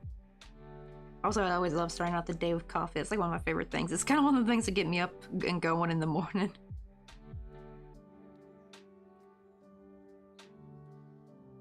My God, that is the best coffee I've ever tasted. It is. It's very good. See, I need to do something extra over here because always it's a little bit uneven. That's just due to the nature of crochet a little bit. So I'm trying to figure a way to add. Right, it is the best coffee. This one is just a simple caramel latte. That's so good. I'm thinking to try to make my own coffee creamers at this point, because like, yeah, coffee creamers aren't a thing here in Korea, so you kind of have to like make your own. Let's see. Ooh, waiting for delivery for some parts, and I'm making some shells for my mom's plant business. Oh, let's go. I bet she's gonna love them too. Maybe if I do... Uh-oh. Still only going through a half. Okay. Let me add one more half double here and see if that helps. Put some space. Because like the space between this point is too short compared to this one, even though I'm literally doing the same stitch, like I'm repeating it, but I think because of the nature of working in a chain that you've worked through, it always like leans to one side a little bit, so I'm trying to offset it a little bit with extra stitch, and let's see if that helps. If this works, I'm going to probably sneak that into my little diagram I wrote down. Let's see. Oh, and I also, because I think you were in here yesterday, right? I could have swore I saw you come in yesterday. But we're making, here's like the holly we made yesterday, and I wanted to see how they would turn out as earrings for if I worked with thread. I'm gonna still make them mostly of earrings with the yarn, because I feel like these are more cute and festive for like my kind of audience. But for my sister-in-law, oh, I was like, oops, I dropped it. Look how tiny they are when I do the same thing, but in thread. So I made her some earrings. I gotta put them on. I'm gonna clean them and put them on a little cardstock. I'm like wondering if I should starch them, maybe. Maybe I should starch the leaves actually, but I'll do that later. I gotta do that carefully.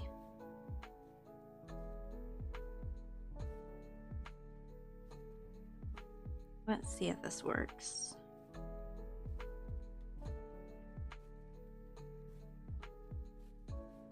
I think it's from the nature of doing this, like, I forgot what they call them, peacock stitch? Yeah, this like peacock stitch. Hey,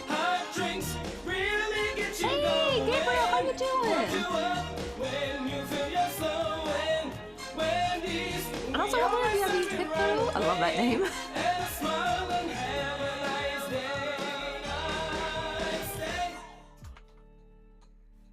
Let me get you a little shout out real quick. Also, I'm kind of curious if anyone has any like Mudang emotes. I'm pretty sure some people probably have made some cute Mudang, because whenever I hear hippo, I immediately think of Mudang and think of all the Mudang memes. It's such a cute little hippo.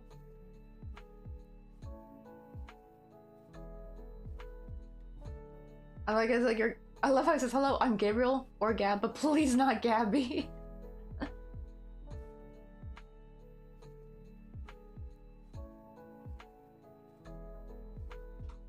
That got through? Wait. There we go. Let's see, but it says you guys were doing Makers and Crafters. What are you guys making today?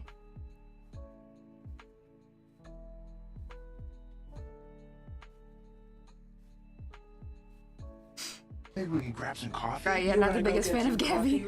I think it's from, what was it, of that YouTuber who, is it Gabby Hanna, I think? I think she's kind of fallen off the face of YouTube, I think, like, or she's kind of lost her little kingdom. I never really liked her. She kind of always rubbed me the wrong way. Isn't she trying to do, like, weird religious stuff now, I think? And also, Webby, welcome on in. Also, who is that who just gave us a follow? Oh, but Gabrielle, thank you so much for the follow. Ooh, also, thank you for the hydrate. Yeah, we're just working on some crocheted holly. I was just showing how we made the really tiny ones. I made these last night. This is basically the same size. Like, I followed my little diagram pattern for the holly leaf. And this is how big they turn out when I work with my normal weight of yarn, which is literally just a string, like it's like 1 ply of worsted weight yarn. I'm using milk cotton, so I get 5 strands. Here's what it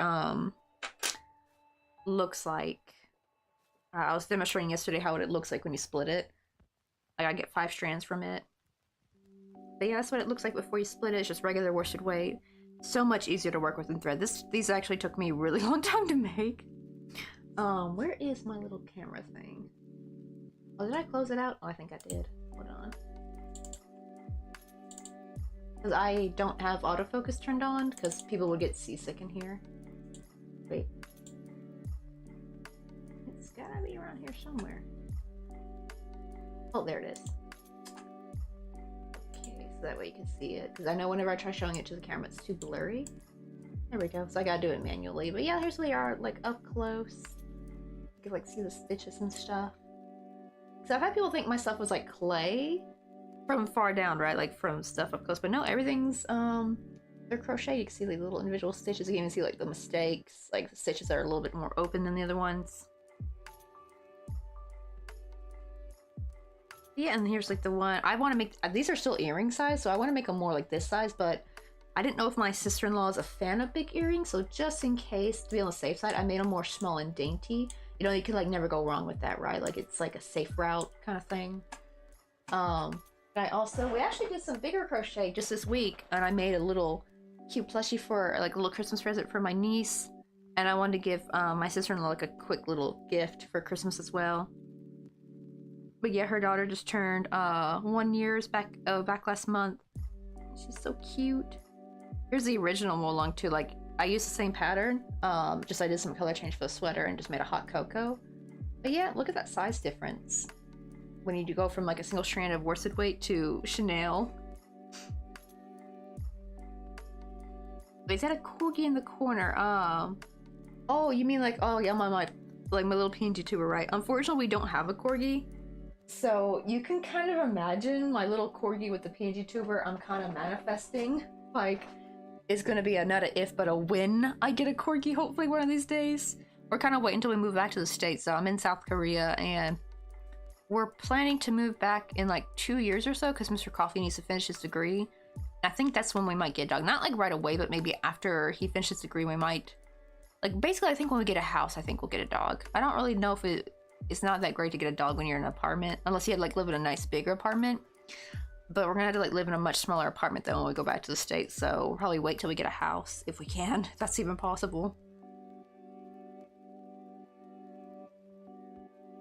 Let's see, is there much time difference when crocheting with different weighted yarns? I will say I still crochet things quite quickly with like this weight, where it's just the a single strand of you know, worsted weight. However, the thread takes a lot longer because you have to like crochet a lot slower. I've gotten to the point where I can crochet with this much quicker. But even then, like I think you still crochet faster with regular worsted weight because it's not as fiddly. Like if I try crocheting really fast with this, I'm gonna like the hook's just gonna slip off. And what do you call it? With a thread, it's like very finicky.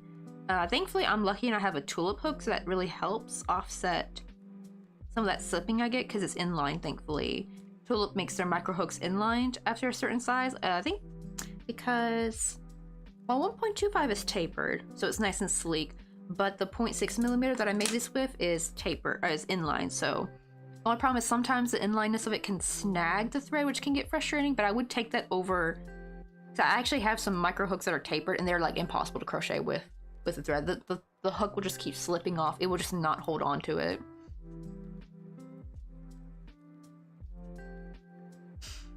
That's actually why it's really hard, actually. Like, I have to pinch really hard when I crochet something. I will say though, Ostarg, I hope I'm saying your name right. Is it Ostarg?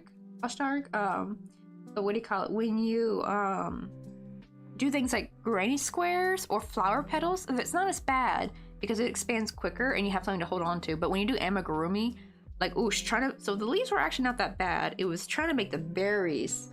That was what was hard because I was pinching the shit out of it, trying to hold on to it to get the hook through there.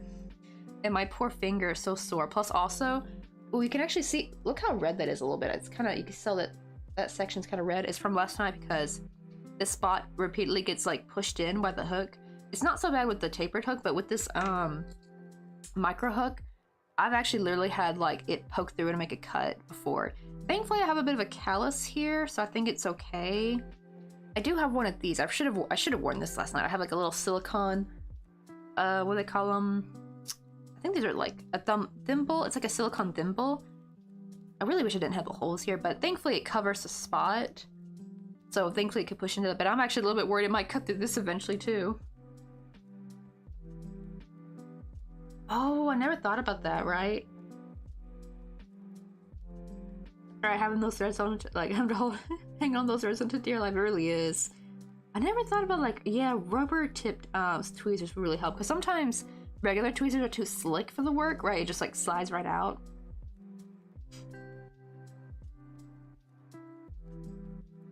Let's see. Make sure I didn't miss nothing. Yeah, so I try not to do the micro crochet too much. I do try to use it though for more making tiny props for my amigurumi. Like I had this like little baby chick here that I crocheted with my worsted weight, right? Like, well, with the single strand for the body, but the little chef knife and the fish and the hat, those are made with thread to get them small enough for him. I try to use it more for that because it is kind of hard trying to make stuff purely from thread. Oh, I never thought of that. I don't have Gorilla Glue though. Do they even sell that here? I got 86,000. Didn't know if that would work though. Oh, I just finished the translation of one of my 3 textbooks I'm going to use for my robotics club. Oh my goodness, you got 3 textbooks you gotta translate? Oh dear, what are you translating? Are you translating them into your own language or are you translating them into Chinese? My goodness, that is daunting. Hey, Rainbow Wrangler, how you doing? Good morning, Cozy Crochet and Coffee Club. Oh, got your yarn and coffee, let's go. What a better way to start the day, honestly, with a cup of coffee and some yarn, you know? And so you gotta be careful, they don't want that yarn fuzz getting in your coffee. But as I always say, that's just extra fiber in your diet. Ah, so from English to my language. Okay, so that's probably a little bit easier.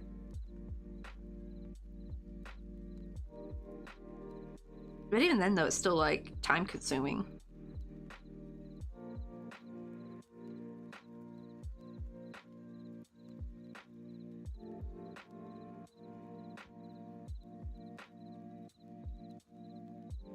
That's a single crochet, right? Yeah, okay. Let me see. Did that seem to help? Oh, there we go. Okay, so that extra half double kind of helped offset it. See, the spacing is the same. When you look at these older ones, you can kind of see this one right here. The spacing is a little bit less than compared to here. I think this is going to help offset it. So let me sneak that in there in the pattern. Where's my pencil?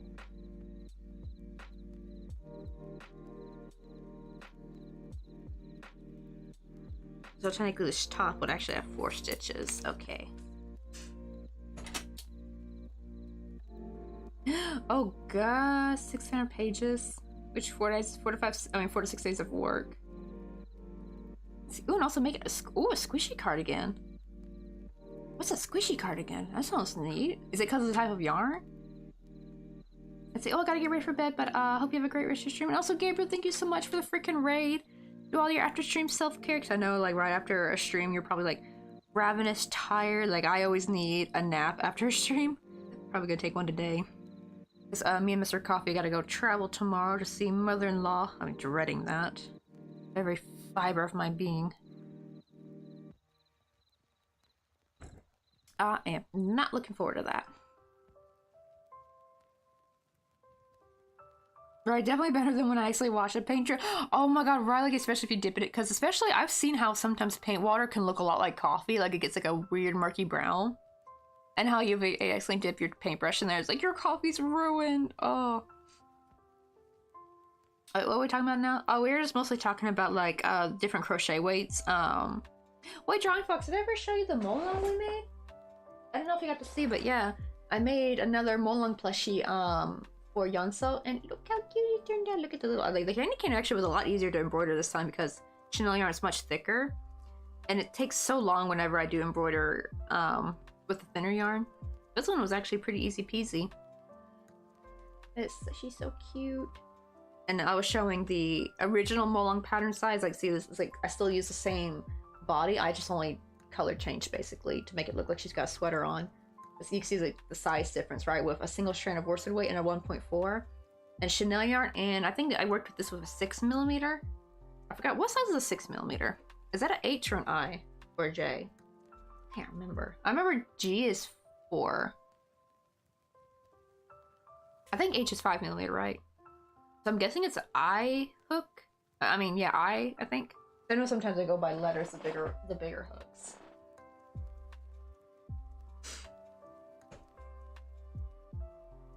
Oh my goodness, right. I had to make sure to sew everything on like super duper because she is only 1 year old. But like, right, I had to like super sew on the hat. Like you could really tug at it. You like really tug at the ears because she's probably gonna pull this little poor guy. This little gal. But I had to like super, like you could really sew it on. Like I'm just like really tugging at it. Real squishy.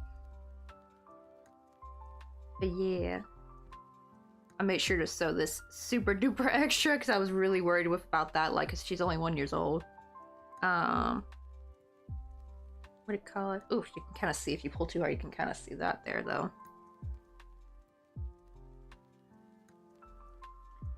But yeah, I love stuff made with Chanel yarn. It's also soft too, not too hard or anything. And super squishy.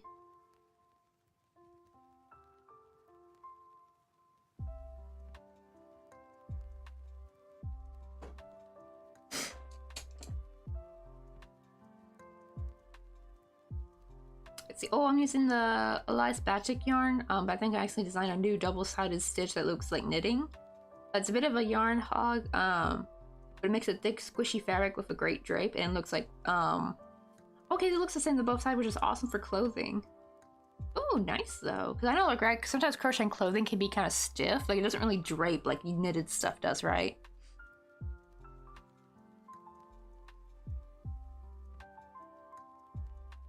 Oh, right, yeah, needle felt on the, they're so fragile no matter what, and the surface gets messy after handling.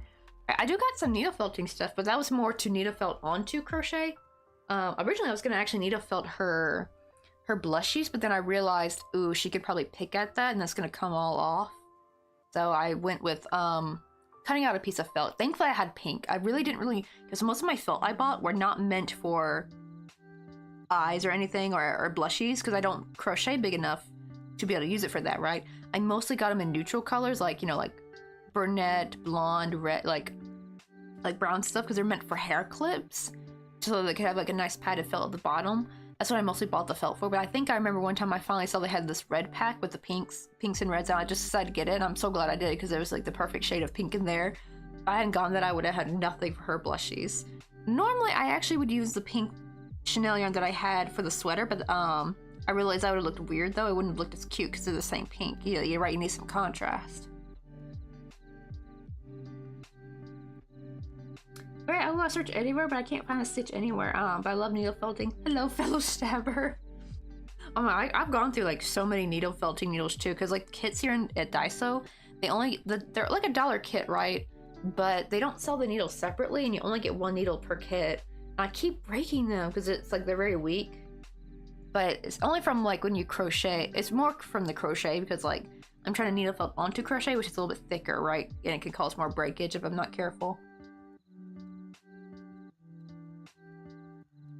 Honestly, I need to check if they just sell a bunch of the needle felting needles in a pack, like on AliExpress or something, because like I just can't seem to find them anywhere. Not even on I maybe they got them on Coupon, maybe. I'll have to check there. But I like how that little extra stitch there just kind of help offset that spacing issue I was having.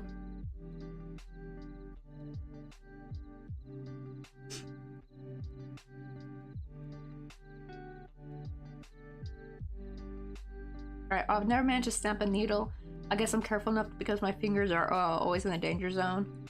True, and I think it's mostly because the needle is going through crocheted work. And that's a lot stiffer, because especially if I'm not going through an actual stitch hole, it'll go in between, and that's too thick, I think. I did hear you can still apparently snap with just regular needle felting if you're not careful. Another one too is they said to go in and out the same direction, not to not to tilt it. And I think I was also tilting it, but I think the needle still would have snapped regardless. So because of the crochet fabric part of the amigurumi is so thick that going in and out of that, it's probably gonna make it snap. And also I'm using like the thin tiny needle too. It's not a very durable needle. Because Peacemaker, he's the one who actually let me in on needle felting onto your crochet. Because he would need, whenever he like crochet Pokemon, and sometimes he would needle felt onto his crochet work to get the details in and stuff. And he actually had like the nice big 3-pronged one, right? Because his work was much bigger. So he never really had issue with that breaking. But yeah, he said the tiny ones usually break a lot.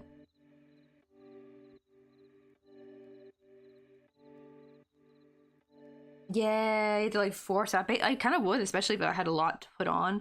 It basically would force it, and then it would just like snap after a bit. I think I still have the old one left over. I literally tried using E6000 to kind of glue it halfway there, and I taped it with washi tape after gluing it, and it kind of works. Not that great though, because like I don't get the long needle anymore. It's like just this much when the needle was this long, and now it's like this much I can use. So I definitely need to go ahead and just get another kit, or I need to find online where to get a bunch of just the needles itself, because I can't keep buying the needle felting fluff, because I actually don't really use the fluff as much. I actually fluff with my own yarn usually, because I'm usually looking for a very specific color with whatever I'm working with. Like for Charizard's wings, like I followed Megan Bubbles' Charizard pattern one time to make a gift for one of my nibblings. And the problem is she used felt, right, for the inside part, like for the blue parts of his belly and his wings. And I had that perfect blue in yarn, but I didn't have it in felt. And I haven't checked dye, so they didn't have that any kind of blue felt at the time, unfortunately. So I was like, okay, let me fuzz up this yarn, and I used that to needle felt on there. It was a little bit hard for the wings, but thankfully because the wings were not flat, they were actually crocheted amigurumi style. They're just not stuffed. So what I do is after I would needle felt on it, like some of that blue would pop in on the backside. I just have to kind of like open it up a little bit to kind of make the fuzz that got stuck on the outside to go back in the inside. And then once I was done, I kind of like would sew it shut so it wouldn't pocket out again. It's hard to describe. I wish I could show you. But it's kind of like when you have amigurumi that you don't stuff, right? Like it's like a little pocket. It's kind of like that. I was able to crochet, I was able to needle felt on it, but it was still hard. It's still messy.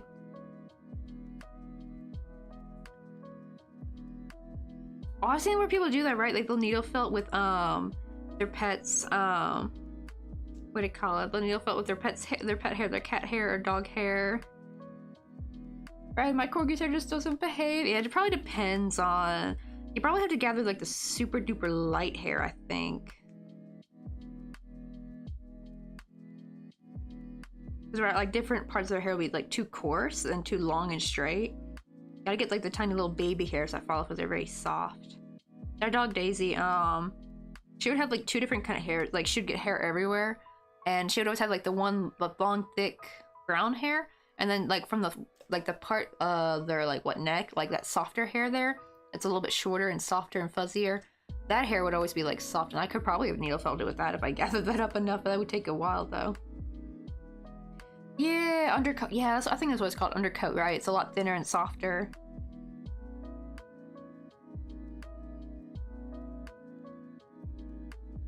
Yeah, that too, right? The yarn fibers are snagging on the needle burrs, I think, right? So I need to find like a better, more durable needle. I think the ones they give at Dysart are just too weak. To be fair, they are meant for needle felting. They're not meant for that, you know? I wonder if someone could like somewhere create needle felting needles that are like a lot stronger and less delicate, and that they're meant for using it on to crochet. That'd be kind of nice if someone could make that somewhere. I would totally pay money for that. Then I don't have to worry about having to keep breaking the darn needles.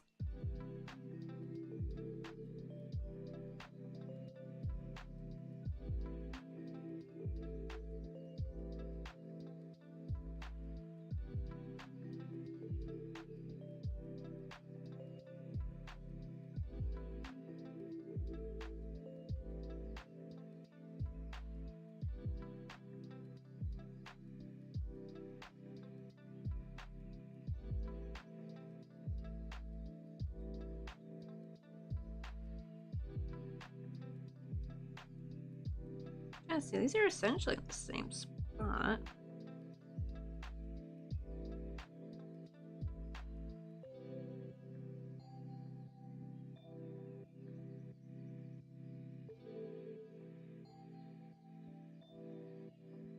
There we go. I think that looks much, much, much better. They're a little bit less crooked at the tip.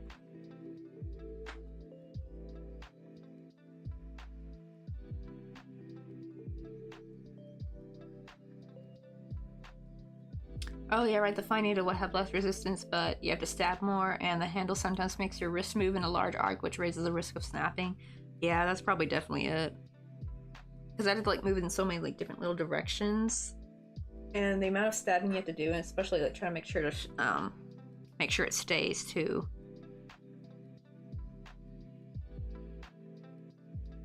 That's what I'm thinking, just to kind of like, just go ahead and just get a bunch of like small, cheap ones. Like if I can get them in bulk or something would be nice. And then my problem is it like makes more trash though, which I don't like.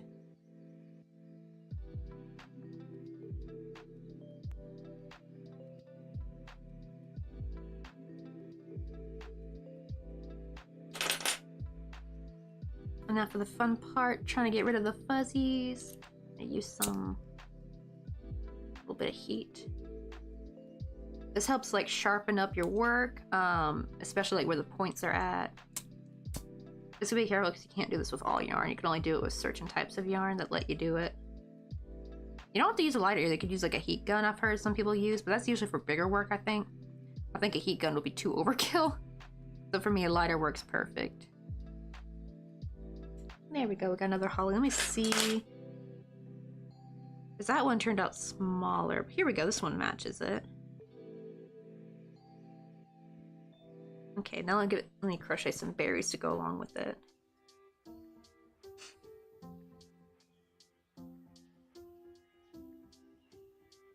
That too, and also probably, what do you call it? Because, you know, like a lot of stuff from Daiso is, you know, made in China, so it's really cheap, right? So it's like, probably not made of the best material. Also, why is my yarn getting all tangled? The heck? Pulled out the wrong side. Let's see, hold on, let me rewind this or it's gonna be a mess all over the desk.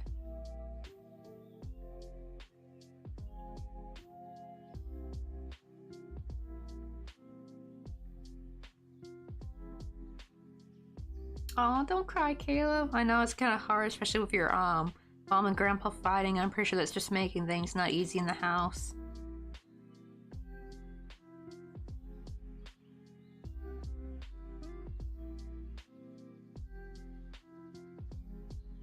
That is true, actually. That's probably the reason why they make them weak.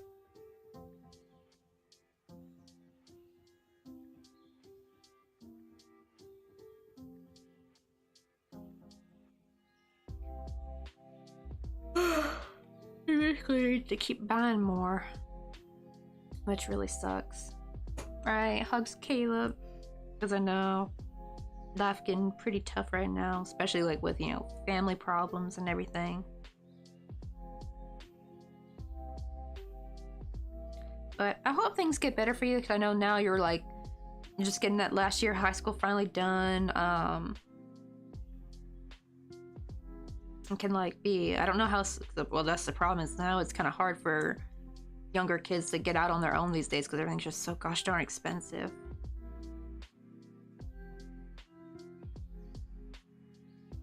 And honestly, if it wasn't for Mr. Coffee, I would still be stuck at home, probably with no job either. Well, I mean, I don't work now because I can't work a minimum wage job here in Korea because one, I can't be an English teacher because I don't have a degree, and two, I can't work a minimum wage job because I don't speak fluent Korean.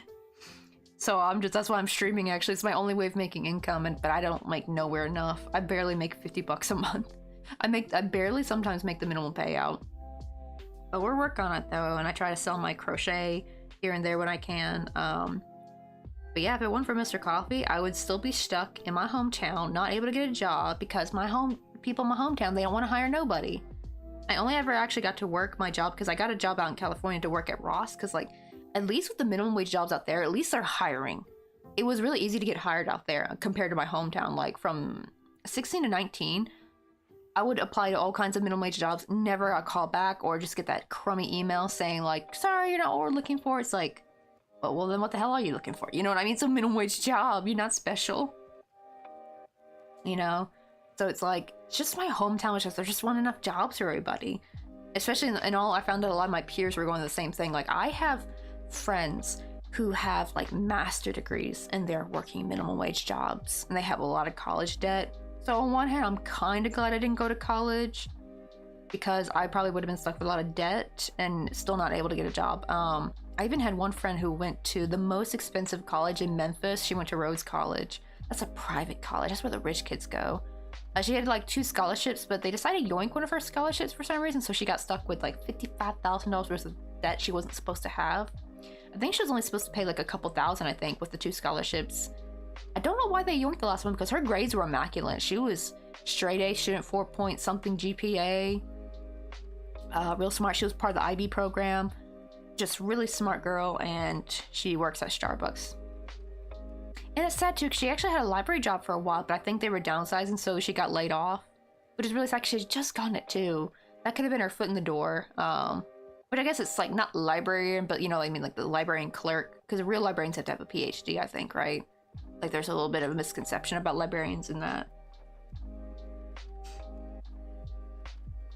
Right, you need a team of form harmless gangs, right? Honestly, it's like, I think it's just gonna have to be, I heard like a lot of times, a lot of people now are just like getting homes, like they're not even bothering getting relationships, like they're just gonna like start buying homes with their friends, which you do gotta be a little careful with that. Because you know, like if the friendship goes sour, the same things can happen with relationships. You know, friendships go sour or something, there's like disagreements, that can still be a financial frick up. But at least it's like a way for them to get a house, because right before it was like they would all get together and rent a house and have roommates, but this is more like they get together and buy a house, because renting can get very expensive. Oh my god, right, and they I've been told I was overqualified one time. It like literally boggled my mind. This was for a Kroger interview, a Rainbow Wrangler. I was talking with the lady and I could tell she did not like me for some reason, even though I was trying to be nice and polite. And I was telling her, like, she was like, what are your hobbies? What do you like to do? And I talked about like, oh, at the time I was studying Korean just for fun. This was like my hobby, right? And I was still very beginner. And she even told me like, it seems like you're overqualified. And I was like, oh, because I had no job experience. And I was like, wait, what do you mean? What made me overqualified? Like, well, because you're studying Korean. It's like, I'm not at a university. I'm studying on my own with free shit on the internet. How does that make me overqualified? It was like the dumbest excuse ever. Honestly, I just wish I could have told her, like, just tell me you don't want to hire me. Like, why drag this on longer? Because once she was 45 minutes late to the interview, I sat there waiting for that lady. And, just for her to, like, kind of try to gaslight. It was such a weird interview, too. She was so strange. And I remember I made a comment about, like, oh, yes, I always will make sure to treat, you know, customers with the utmost dignity. She's like, I'm gonna stop you there.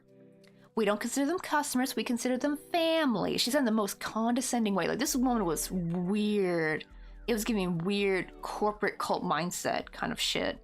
We're a family. I always hear that with the funny thing, I only ever heard the family thing when it comes to the employees and the employer, right? This was like, no, we treat the customers like family. I'm like, you do not treat the customers like family. Stop talking out of your ass. Please. Don't. Oh my god. It's so... Ugh. Makes me want to barf. Like, we know you're bullshitting on right here. You can't, like... I'm not stupid enough to fall for this bullshit. I think that's why. I wonder if that's why I never got a job, because I wasn't enough to fall. I wasn't the dum-dum they wanted.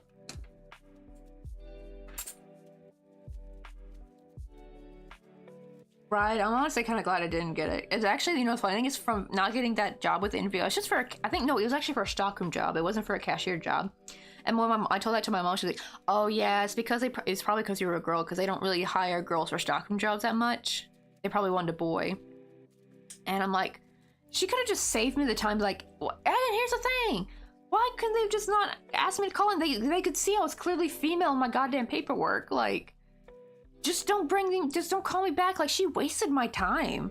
And actually, that interview was the push that made me move in with Mr. Coffee. I was like, that's it, I'm going to California. Screw this city.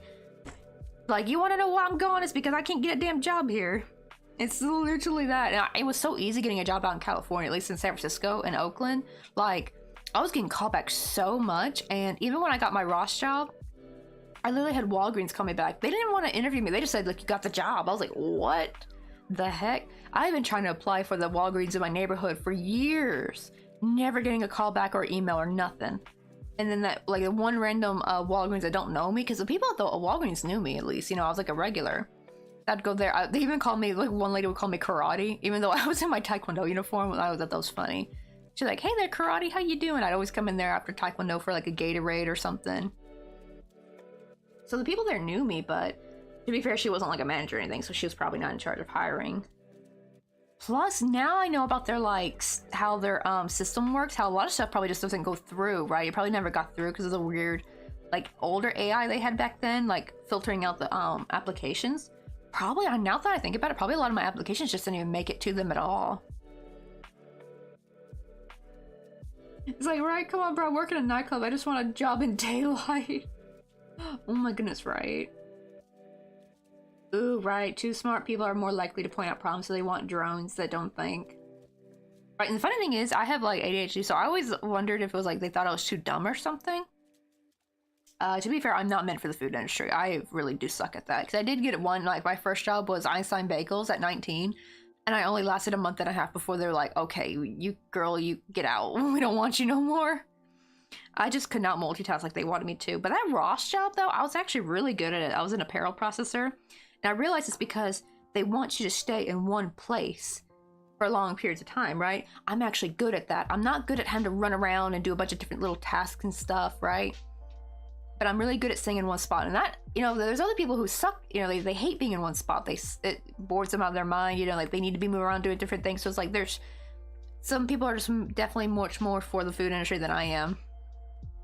Or sometimes even with retail, like I think like if I was a cashier, I probably would be running around a lot more. Apparently the cashiers actually also have to like clean up the store and everything. Like they have to, whenever it's like downtime, they would like leave the cash register empty and they would like literally go around and like pick stuff up. I actually thought the fitting room lady, I thought she did that, but no.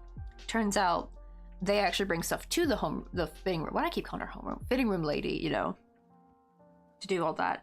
I hate, like, I would hate to run a fitting room rack. Those things were messy and disorganized.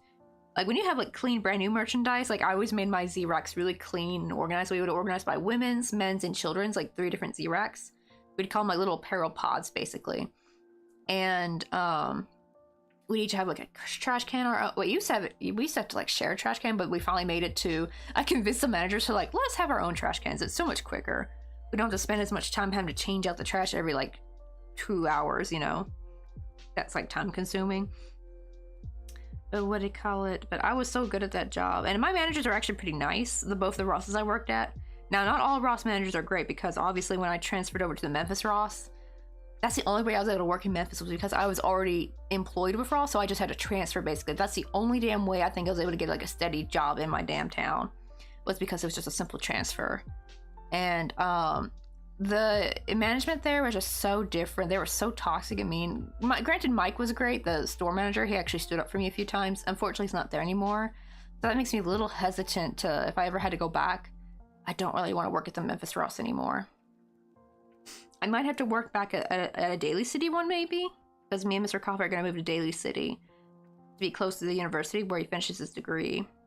It's not going to be the Daly City one I worked at for a day, because I had worked at a couple other Rosses just for the, you know, where they send extra people over for a day because they got too much stuff. I worked at the St. Leandro one for I think a week, and the Daly City one I think just for 2 days. That one was far, man. That was like, I don't know why they sent me out there, because that was like a very long Uber drive.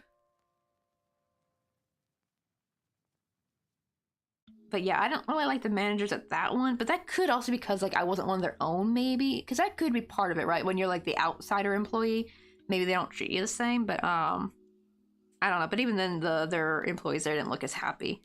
So I got very lucky with both the Rosses I worked at. I worked at the Alameda one, the one on Alameda Island at the, what was it, the South Beach? No, what was the, oh, North Shore. Yeah, no, was it North Shore? Or is that the, no, North Shore is the San Francisco one. That was the one near Fisherman's Wharf. I forgot what the little shopping center was called on Alameda Island. So the one with the Safeway and the Burger King and stuff. Yeah, I feel like Daly City would be much nicer though. I'm gonna work at the most likely the Westlake one. It depends though. It depends on how well the stream does by then and slash the crochet business. If I can if I can work at least make minimum wage with the crochet slash Twitch, then I don't need to go. But if I'm not, then I have to work part-time at least to supplement that. The reason is not because of financial reasons, because actually Mr. Coffee's saving up to where we don't have to pay very much when we live there, except for utilities and stuff. But the reason is because I need to make enough to sponsor him. That's the thing. I need to make, it depends on what it'll be, because, you know, it goes up every year. I think it's like 26,000 something, I think. And it's possible with Daly City or like San Francisco minimum wage. Like, it's not possible with Memphis minimum wage, unfortunately. But it would be possible with the California minimum wage, I think. Is a lot higher. I did find that it was kind of unfair if you think about it, because that means somebody from a higher cost of living state with a higher minimum wage can like work a minimum wage job but to sponsor their foreign spouse, but not someone who lives in a lower cost of living area with a lower minimum wage. So it's kind of like playing the system a little bit, it seems like. But I'm really hoping I don't have to. I'm crossing my fingers I don't have to though. More because I had got sciatica from working that job. And I don't want to develop that again. I don't want that coming back. I don't want any more. I already got nerve damage from working minimum wage. I don't want any more. Oh, should I start increasing? Oopsie. Not supposed to increase. Right? I still don't have much feeling in the back of my leg, unfortunately. Like, it's just permanently damaged. That was not fun. That was utter hell. Not to mention we had to pay like, I think like $6 grand at the chiropractor too. I got lucky with the type of chiropractor I had. She was kind of more low-key, more of a physical therapist type of chiropractor, thank God. Because every like adjustment, she was very gentle. She wasn't like, and I think maybe because she was a lady, I heard some of the male chiropractors can be like very aggressive. Like they do the adjustments too much. They do too much at once. She even said why it would take a while. I think it was going to take like 3 months over the time, because she would do very gentle, subtle adjustments. And every time I'd go, I would start feeling a little bit better each time I came back. Like the numbness kind of slowly started disappearing. So she was a magic worker. I got very lucky with her. I've gone down the rabbit hole of seeing how some chiropractors are. I'm like, oosh, I got pretty lucky. I didn't get one of the psychotic ones. That probably would have gave me back problems for life. And even like when I got my back x-rayed here in Korea, the dude, when we showed him, I took a picture of my old x-ray because like there was some kind of weird bend in my spine. Not scoliosis. I mean scoliosis. This was more like at the bottom, and it's probably from the car accident I was in. Like it was right near my hip, like where that probably would have been like from the impact of the seatbelt. And he said it was completely gone. He said it was back being straight again. It's like, oh, she did a good job. Like that little bend is gone now. Oh, I had a slip disc in my lumbar and moderate degenerative disc disease and mild oosh. That too, right? She said I was losing the curvature of my neck. Physical therapy helped a lot, but I haven't kept it up at home, so I might need to go back. But yeah, I've been too scared to go to a chiropractor. Probably physical therapy is probably the safest option. I know, right? That's the problem. Is most cubicle worker jobs are like they require a college degree, though. And unfortunately, it seems like a lot of those types of jobs that would have been something I could handle, they're going to be replaced with AI very soon. Which really sucks. That's why I'm so good with crochet, actually, because I'm always, I can just stay in a long place for a long time. Because that's what I'm trying to do. I'm basically just trying to make my crochet my career, in a sense. Just make it my whole livelihood. I've seen some people, like, I remember following them back in the 2010s. They were, like, just barely starting out as, like, crochet influence. I don't really call it influencers, because, like, they're more, like, they make patterns. They're YouTubers. Well, I guess content creators is the better word, I think. Like, crochet content creators, and they're now really successful. Got a whole business. It's, like, they're full-time crocheters. They make patterns and stuff, and test new products, and, try out yarns and different techniques, and I just love their videos. And I'm like, I'm hoping to be like that one day, where it's, like, my whole entire livelihood. That's why I need to really get my gear on with patterns. The only problem is they do take a while to make. But I'm thinking if I can get enough patterns done, because like if something had to happen to my wrist and I couldn't physically crochet anymore, I had lots of patterns and lots of tutorials out, that could still be, you know, passive income basically.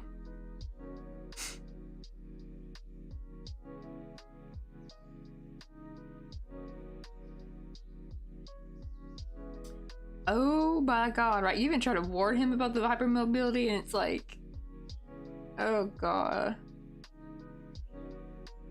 Good grief. Yeah, it's like, you gotta be real careful.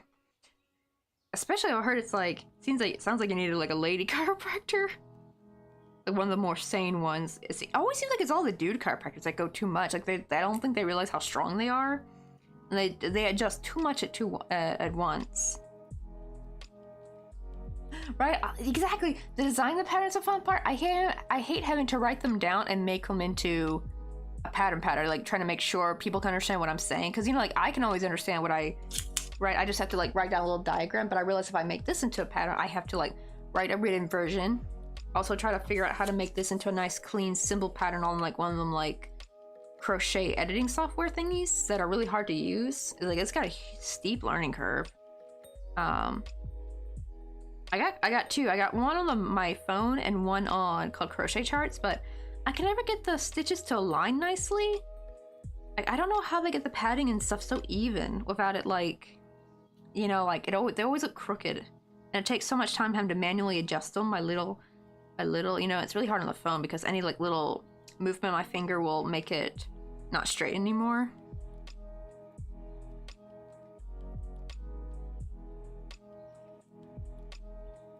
Right, and also I found like a good loophole for like, you know, like how you can't make money off trademark characters. Like I thought you could do it as a pattern because you're technically selling the instructions to make the item. Like you're not actually selling the actual item. But apparently some people who even made patterns for Baby Yoda were getting dinged by Disney. So I realized though, usually YouTube is like a nice little loophole because you can still make money to the video. Well, the only problem is I'm still not monetized yet, unfortunately. But hope one day to be. My problem is the lack of watch time. I just don't have enough watch time. And the problem is, if I went by lifetime watch time, then I would have had enough. But the problem is they do within a 365-day period. So as time moves forward, any watch time you had before starts to trickle off at the end, you know? Unfortunately.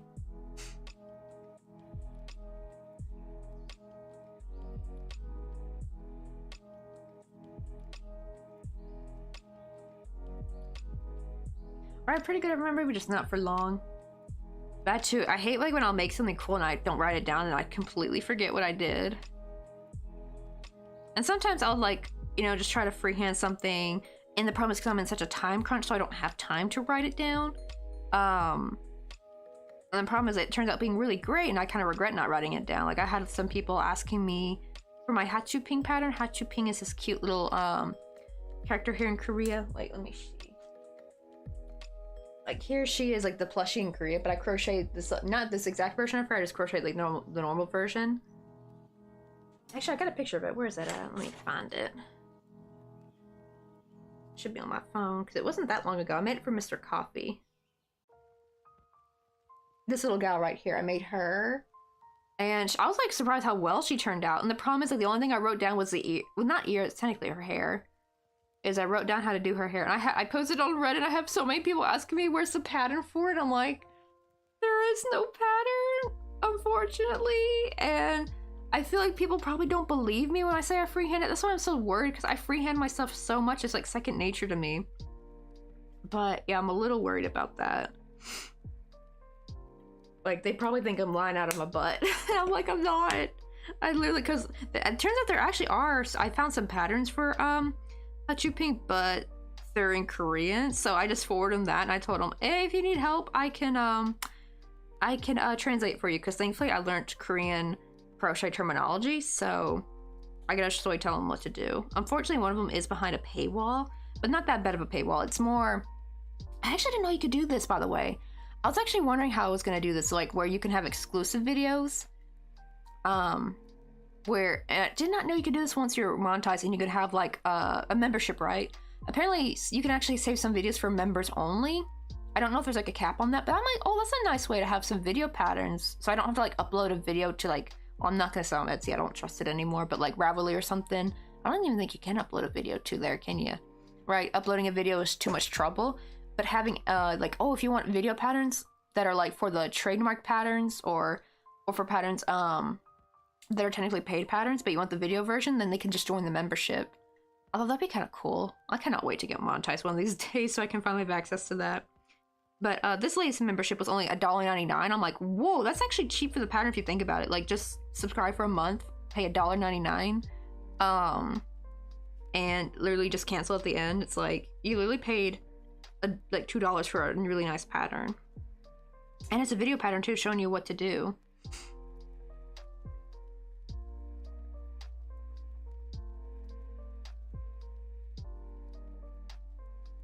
I will say the video editing is kind of overwhelming. I will say that though, Judkin, because that does suck. But the reason why I'm a little bit more comfortable with the YouTube thing, instead of like publishing, well, I do need to write some blogs though of paid pattern, of free patterns though. But the problem is with with paid patterns, like if I make a PDF, I'm scared because if there's a mistake, someone's gonna get mad because they had to pay money for that, right? But if it's a YouTube video, like a free YouTube video, even if there's a mistake, they can't get really that mad because it's free. You know what I mean? And the problem is I'm a little worried about like publishing, like I want to start making blogs, but the only problem is so many patterns are just getting so easily stolen. There's a new thing you gotta worry about now too, like on Temu. They're selling like these crochet kits with a pattern, right? But they don't even have the pattern, especially if it's like a paid pattern. What they do is they say, hey, you gotta go grab the pattern from this creator. And so now all these like crochet designers are getting bombarded with Temu buyers like, hey, I bought this kit, can you give me the pattern? It's like, well, no, because my pattern's for sale. You can buy the pattern, but like, but I bought the kit, you should just be able to give me the pattern. It's like, what? I did not collab with that seller, so I ain't getting a dime for it, right? It's like icky.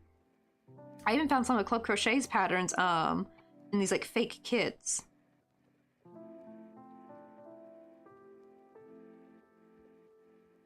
Right, I always draw those comical, then draw the rest of the owl videos. Alright, like you start out and it's like you speed run too, like through everything and not even get to see all the details on how to make it. Oh, right, yeah, I have to get my patterns tested. I'm a little bit scared of that too, because like that's an easy way for your pattern to get stolen, especially if you don't have like a trusted group.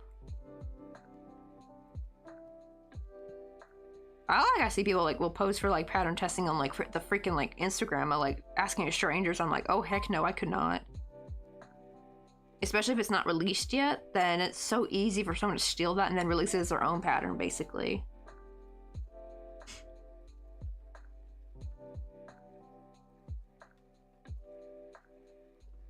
Alright, also for my visitor, I always wonder how they do like the one take. I can never do the one take ever. I have to like edit and everything because like I just have too many mistakes or I drop the yarn too much and the videos are too damn long. Like they will take forever to upload and no one will ever watch them, because I realized when I made my videos a lot longer back then, nobody would watch them. They would watch them if I shorten them up, so I have to like speed stuff up, cut a lot of the fluff, and get down to like the nitty gritty of like what you're actually doing, show that up close, and speed through, like especially like if I'm just doing a single crochet round, I'm gonna just say like, oh, single crochet do these rounds, just single crocheting, no increasing or decreasing, right? And just like show the first bit of doing it and then like cut and do like a phase, like a what they call it, like a fade transition to like time travel to the end, basically. Like I have to do that. I have to do a lot of that because nobody will watch them when they're like 3 hours long, unfortunately. They'll only watch them if they're like 10 minutes or under, which is really hard for some more complicated patterns. And I've tried doing the 1 part, 2 part thing. They don't seem to like multiple parts either. Like it's got to be all in one video, but it can't be long either. It's like so bizarre. Because like I'll notice like everyone goes to the part 1, but nobody ever goes to part 2, like ever. Like the view drop is just like a stark difference. So that's why I try to keep it all in the one video. Because I've had people say like, why don't you just do multiple parts? I'm like, because multiple parts don't work. Nobody goes to watch the other parts ever. That's my biggest thing, is I never remember to take pictures along the way when I'm making something, if I'm making a pattern, because I might, if I'm freehanding it for the first time, I'm gonna probably have mistakes and I'm gonna come back later. And I always try to gotta make sure like the area is bright, because I hate how photos look like when you take them at night. There is a way to do it if I have plenty of lighting, thankfully, but it's still kind of like icky. Or not icky, like iffy a little bit. Sometimes the lighting just doesn't want to light and the photos look over sharpened for some reason. Anyone notice that? like our phones, whenever I take pictures at night, they always look over sharpened where they look gross. And the problem is that's like a problem for crochet. It just ends up looking, it just ends up making it look crappy. Like the quality looks so cheap, like from an old phone from like the 2000s, you know? But whenever I take pictures in the like natural daylight, the stitching looks gorgeous. You can see all the details. Nothing looks hazy or weird or over sharpened. It looks beautiful. The problem is that most of the time I'm writing my patterns at night though. Right? Mistakes are part of the process. But I mean, like, I'm not going to take pictures, though, like, while I'm designing it, because that's just going to be too... That's one going to ruin the design process, and it's going to make it too long. I have to, like, basically wait until the pattern is perfect, and then I'll start taking pictures. I know, it would be nice to take pictures if I can, if it didn't take so damn long. Because having to crochet, stop, put the phone down, open the phone app. I try to leave the phone app on, but like it likes to disappear after like a couple minutes of being not in use, so I have to like keep reopening it. And it's like I gotta go to the pro video, the pro camera, not the regular camera, because the regular camera is gonna make it look gross. Gotta do the pro one, and then I gotta make sure, because sometimes it'll like reset my settings in the pro camera, which drives me up the wall. I gotta make sure the lighting is right, like the amount of lighting, the coloring, and all that. And it's just it takes too long, and it's just much easier to do it if I got the pattern all ready to go. But it's such a long process though. I was supposed to do some more pattern stuff, but the problem is I was crocheting so many Christmas gifts. I'm hoping with the new year, I'm gonna try to crack down on getting some patterns done.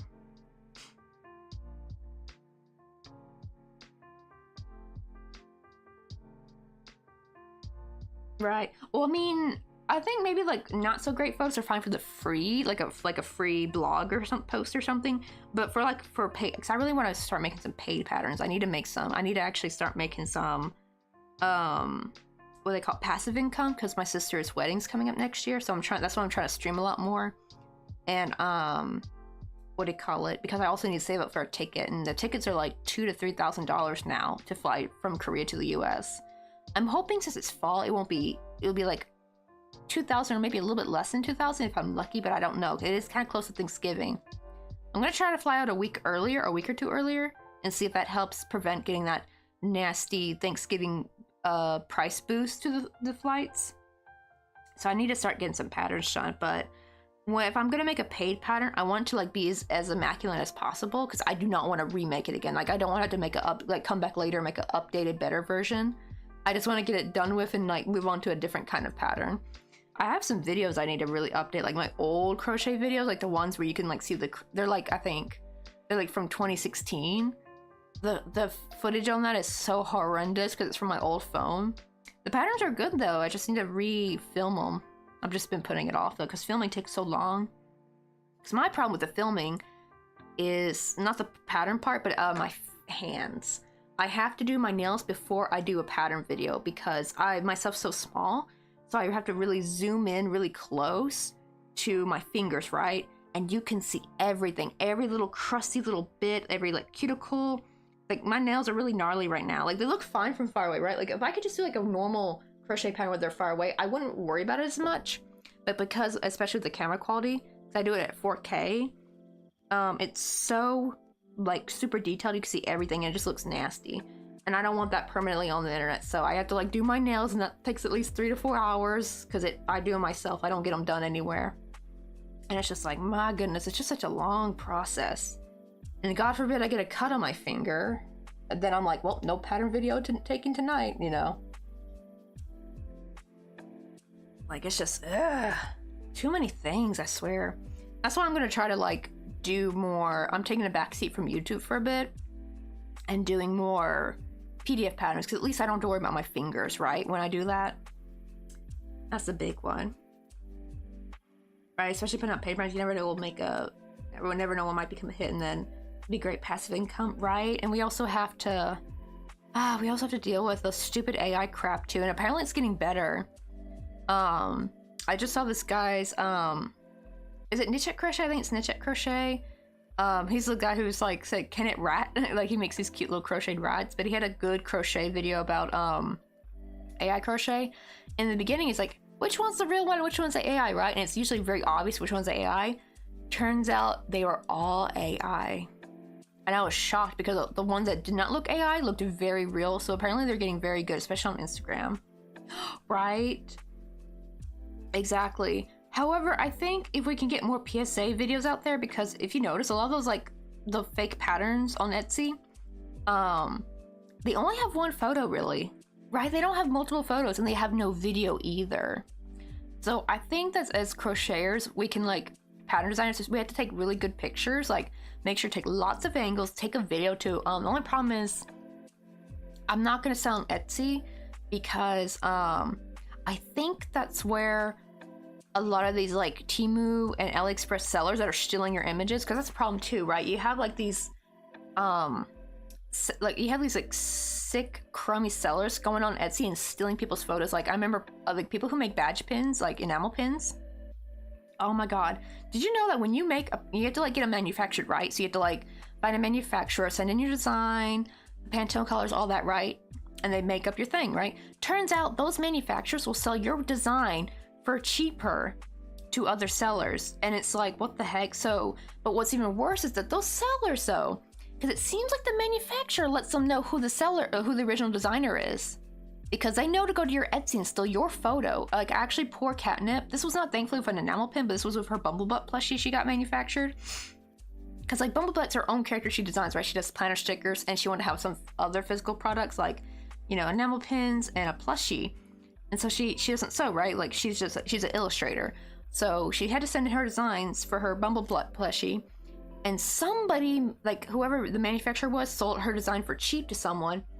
And that seller on, I think it was AliExpress, like, it's not just one, it's like a couple of them, stole her pictures from her Etsy. Like, it's her hand in the damn photo, it's her photos. And the problem is with Etsy's AI, it feels like the human could clearly tell that these photos are Catnip's photos, that they're very consistent with her store, that it's her hand, the same photo props, like, this is Catnip herself. But the AI can't tell that. They just say, oh, this item is sold on AliExpress, therefore you're trying to resell cheap Chinese crap. And it's so bizarre. Like, she actually had to, like, fight to get her Bumblebutt put back on. I think because thankfully she's a big enough seller and also has a good following on YouTube that she was able to get Etsy's attention. But for smaller sellers that don't have a large following on the internet, you know, you're gonna be kind of shit out of luck. They usually don't even let you appeal it. And that's also happening with a lot of people's patterns. Like, their patterns are getting, maybe not the pattern itself, because usually the people said they had to come for you for the pattern, but they'll steal the photo and be like, here's a crochet kit on how to make this, and they take the photos from your Etsy, right? And I'm thinking, when I go and look, I never see stuff taken from Ravelry, so I don't think these, like, scammers in China and stuff know to use Ravelry and Ribbler, right? They just go straight to Etsy, right? They seem to be really focusing on Etsy because that's the popular one, right? So I'm thinking if I just, like, sell on the other sites, I should be okay. It sucks though, because, like, Etsy's got such a good, you know, search engine and stuff, but I don't trust it. I don't want my photos getting taken. All right, I love oh, he's got a little scrubby yarn wrap. Oh, I'm gonna make that. I gotta go see his video on that. That's, like, really cute. Oh, right, if it's tricky too, because if you make too many pictures, it actually makes your pattern easy to dupe. Ooh, I didn't even think about that. Right, but human stuff is so expensive. Wait, oh, did you get a German ad? Oh, I guess well, you're in Germany, but what kind of ad did you get? What the heck? Yeah, that's the problem. It's like, it's just easier to implement that AI. I don't know why they just can't, like, let you appeal it though, right? That's the worst part, is that your shop's getting shut down. And you know what's worse is that these, like, fake AI patterns shops, I don't know if they're shutting them down now, but I remember there was one that got reported so damn much, and it was still up. Even though it's got bad reviews, people reported it for being a scam, and it's still standing.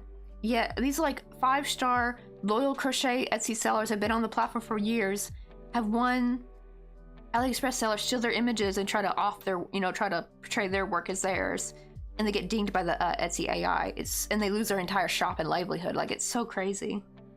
That's why I'm just like, I'm not gonna even bother with Etsy. I actually have an Etsy account, and I'm keeping it there for if they ever change. So I'm still keeping the account. I don't know if I should list anything on it just so, like, it's active, but then again, this is gonna take 20 cents out though every month. But yeah, I'm wondering if I should put one item on there just so the shop is active still, because I don't know if Etsy could one day shut it down. I don't want it to.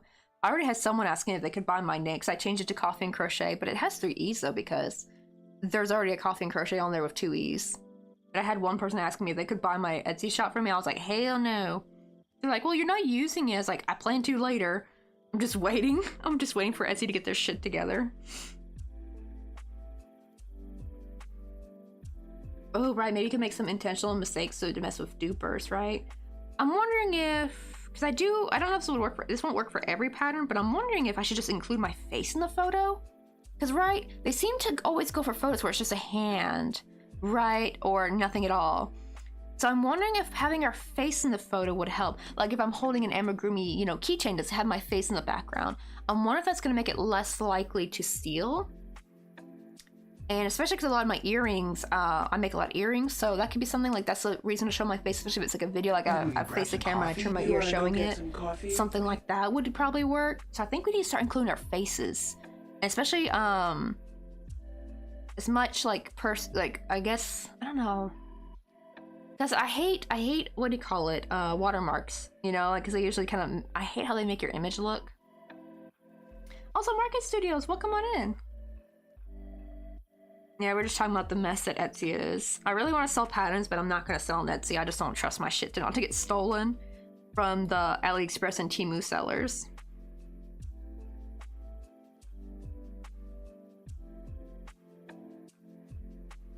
Wait, it's cute, but I don't know what it's got to do with a washing machine. Oh, is it like a washing machine commercial? Oh, it's an ad for a washing machine with a CGI raccoon having a solo glow stick rave? I'm like, what? I think at that point I think they're just trying to get people to like their brand and say like, hey, look, we're cute and quirky. It is kind of cute though. Was like the raccoon having a glow stick rave in the washing machine? Even then, like, how does that translate to the effective efficiency of the washing machine though? It's like, buy this washing machine, you'll have raccoons having glow stick raves in your washing machine. Like, what? Oh, okay, it's dancing around. Okay, I thought they were inside the washing machine, dancing inside.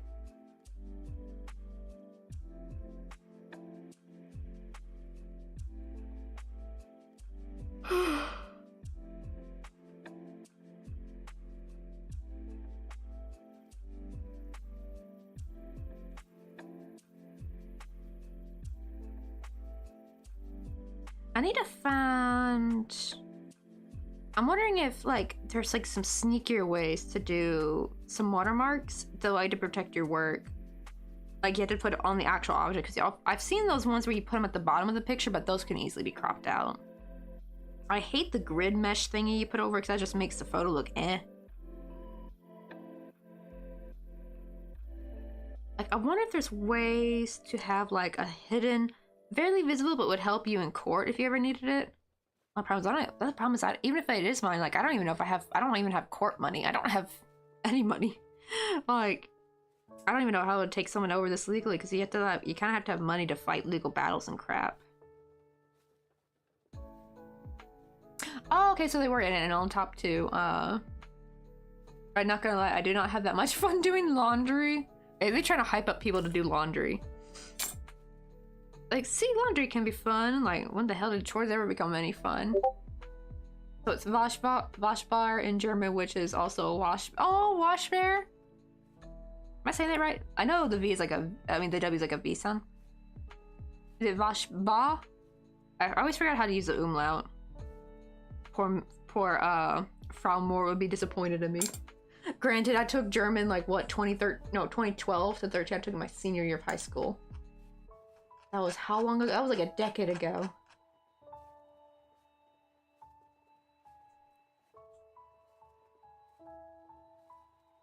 Maybe I should add glow sticks to my routine.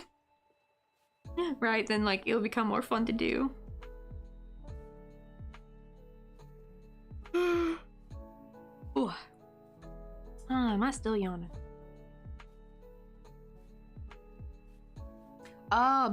Bear? I don't know. How would you do bear in a German accent? I don't even know how to do a good German accent.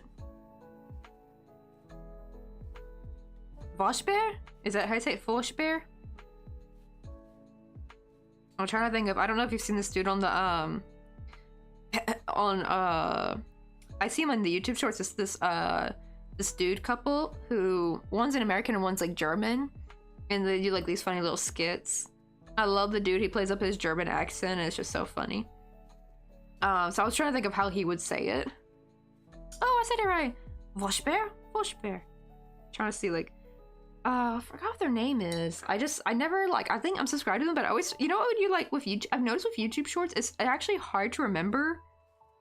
Like when you see a content creator a lot and you like, but you forget what their name is. You know what I mean? But I see them all the time, but when I try to search for them, I have no idea what to type, right? When it comes to their name.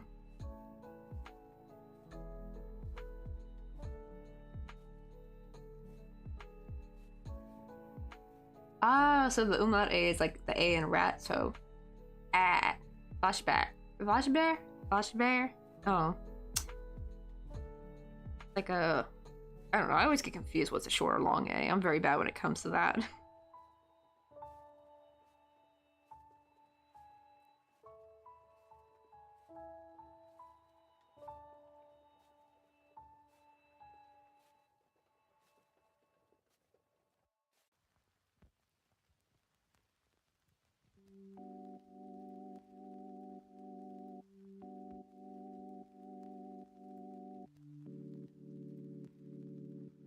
Oh, so it's like the English word bear, just more emphasis on the EA sound.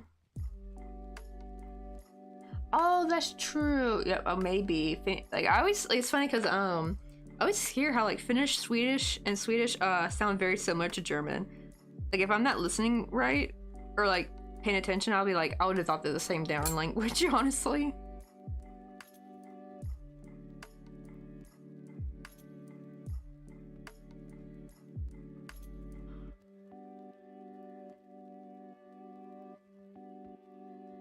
We actually have a Finnish crochet streamer named Cleansy. I love it when he usually does his streams in English, but I love when his cat Felix comes in as being an absolute menace and he like scolds Felix in Finnish. It's the best thing ever. Oh, like bear, Voshbear. That's the only way I can like say like bear. Like yeah. Or if you want to get real American, when you refer to a bear, it's like, can I pet that dog? Anyone know that meme? The cute little southern girl who was like, there was a bear by the deck and she goes out and she's like, can I pet that dog? And it's like, no, that's not a dog, sweetie. I'm now going to refer to all black bears as dogs now. Can I pet that dog? I love that so much. Like her accent is so strong too. Like, I wonder where they're from. Like, they gotta be deep south, kind of southern. Of how strong her accent was. I have more of a southern light kind of accent because I'm Tennessee, so we're technically mid-south. We're not like south-south. That still don't stop people from thinking I'm from Texas, though. Which infuriates me, because it's like always everyone's default answer is like, oh, are you from Texas? And I'm like, no. I'm from Tennessee, to be exact. We the other T.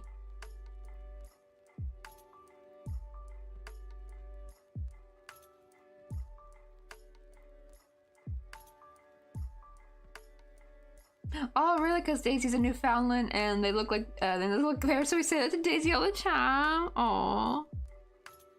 I do love a good dog that looks like a bear. They're so cuddly. They're so cute and cuddly. That's why I never understood why some people don't like big dogs, because big dogs are so fun to cuddle with. They're so soft.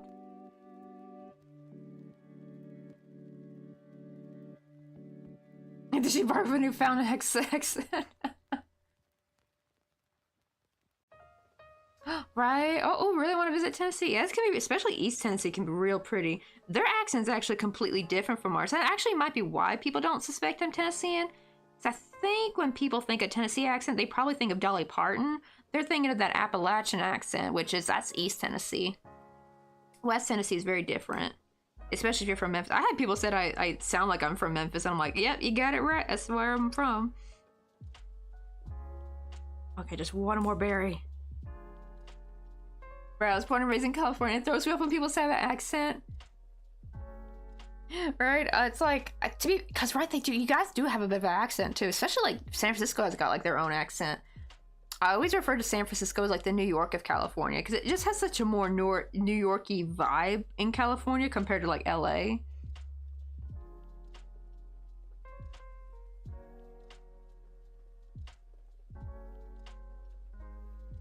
And I remember I was actually just watching a video about accents the other day, like accents that are disappearing, and there's literally there's an American accent. It's very small, only like 200 people speak it, I think.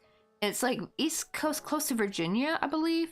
It's like an island near Virginia, and they call it like the pirate accent. And it's like a lot of people think they're Australian, but they're not Australian. It's like a very old English accent that's just like kind of stayed there because they were much more isolated. But I forgot what the name of the accent was. I gotta find the video again, but that was like really neat. They kind of spoke a little bit like pirates a little bit, and I love that.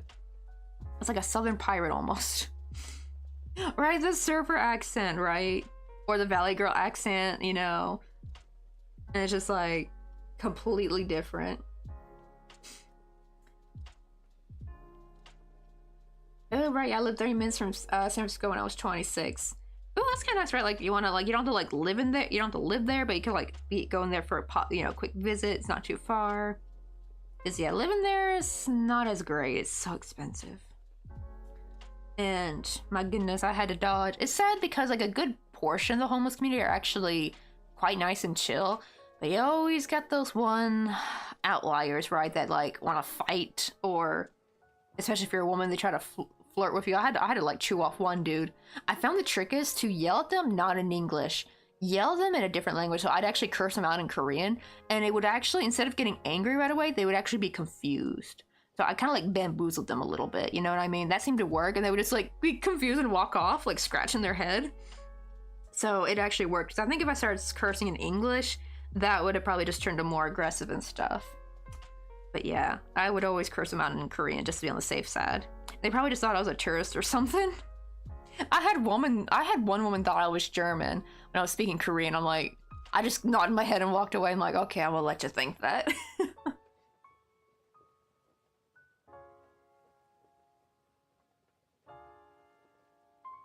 Let's see. Oh, I've been to the Big Team. To be fair, I did like it. Like, right? It can be like, it's like I've heard people say it's like a very pretty state. Though I will say the West Tennessee part is not really as pretty, I would say. But whenever I had to drive out to Virginia to drive our grandma back to her home, it was so pretty out there. Like on the drive there, like Middle Tennessee, especially East Tennessee is gorgeous out there. That's when you get into the mountains and the Smoky Mountains and stuff. Because it's kind of flat and boring out in West Tennessee. It's not that great looking.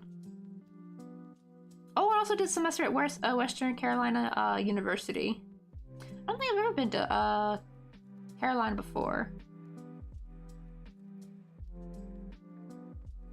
You'd be like, lie down, Daisy. No, lie down, lie down. It's like, 9 Daisy, Platz Daisy. Yes, Mom.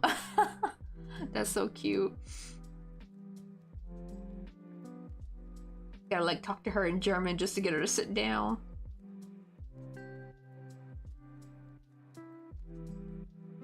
Right, yeah, I feel like many Americans don't get exposed to many languages, so they just think Russian, German, and Chinese. Right? Like, I was shocked he picked German, to be fair. I was like, oh, okay. I think that's the problem, because, I remember, like, growing up thinking it was so weird, because, you know, it was, like, especially, like, if you're, like, a British kid, right? It's actually very affordable to go to different countries for holiday, right? Like, it's not that expensive. They're so close by, you know? It's, you know, you could like travel there for cheap. You could go probably on day trips to some places. Like living in Europe is great because you can like literally go to so many different places because all the countries are much smaller. But when you're in the US, like sure, like honestly, some of the states are like their own damn country sometimes, but you're still like, you know, in the US, right? It's just so big. Heck, if you live in Texas, you could travel for hours and still be in freaking Texas. That's how big it is. And it's like, we're so isolated. And that's why I think really only people on the East and West Coast were really much more exposed to like different cultures and communities and languages versus especially like inland, right? When you're landlocked, you're just kind of far away from everything and it's too expensive to travel. Like it costs thousands of dollars just to like travel out of the country. So even just to go on long road trips to the other side of the country are too expensive for some families. So you're just kind of isolated, so you don't get to learn that much about cultures. Now with the internet, I think younger Gen Z and like Gen Alpha, they're getting more exposed to that, hopefully. But before, you know, before the internet, you were just like stuck in your little hometown, not knowing much different about the world. And it really shows in boomers, I'll tell you that. Oh my god, when they go to travel and they demand everyone speak English. It's like, honey, you went to their country. You cannot demand for them to speak English. What the heck? Ooh, in middle school when we were 13, my best friend and I would take the train to San Francisco and go, oh, shopping on Market Street. My boyfriend and I spent the night out there a couple months ago, and it was the first time I've been back in 15 years. And it's gone so bad there. It's not all how I remember. Right? I never got to experience the good San Francisco. I remember seeing like a video of these dudes taking a, it was like a 90s video, like a home video somebody took in the early 90s. Actually, no, I think it may have been technically 80. I think it was like 89, so it was like almost 90s. It was like 89, going on a road trip to San Francisco. Looked so cool, you know, looked more fun. But like even the good spots of San Francisco, they're just like overrun because the government don't want to do nothing to help the homeless people, so they're just kind of like stuck there. And it's like, it just makes everything worse. You know what's so sad? I do not know why America's government cannot get their head around this, wrapped around this, but like, which country? Was it Sweden? I saw an article about like how, I think it was Sweden. Or was it Scandinavia in general? It was like some country found out how to fix homelessness. And they actually found that it was actually cheaper to help the homeless get like accommodations and like, you know, safer living quarters and stuff. And actually, they actually spend less money having to clean up after them, right? Like all the messes and crap they make. Especially with the people who are mentally ill, they can cause a lot of trouble, right? And a lot of shoplifting. When they found actually helping these people out was actually cheaper than letting them run amok and like destroy things, right? Like, you know, if they have to like keep repairing stuff, keep fixing things, like, keep cleaning things, keep cleaning all these messes, it was actually more expensive. If only America would just wrap their head around, just finally find out that it's just cheaper to take care of them and give them a safe place to live rather than just letting them rot in the streets, you know? Which is real sad.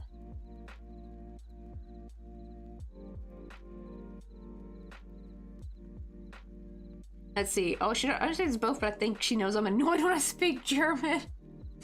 Right? Yeah, when me and Mr. Kid get a dog, I want to teach them all in Korean. I want to just teach the commands only in Korean, just for fun. That way I'm the only one who can control my dog. I'd be like, watch everyone in the family try to get them to sit and do stuff, and they're like not doing nothing, and I come in there just speaking Korean, and the dog will do everything, like sit, roll, play dead, all that kind of stuff. That's true, yeah. Public transit helps. That's a problem though, it's like, right? Because usually public transit is a joke in America. It's so awful. And Korea, it's so nice. Yes, as much as I get annoyed with bus addresses, like booking it as soon as you get on the bus, like you gotta like find a seat or hold on to something once you get on that bus, because he gonna be putting the pedal to the metal before you know it. It's easy to accidentally get knocked over. Because, you know, they got schedules to keep. If they don't, they're gonna get chewed out by their boss. Right, yeah, usually Finland gets the credit for stuff like that. Usually we give people homes instead of letting them freeze in the streets, right?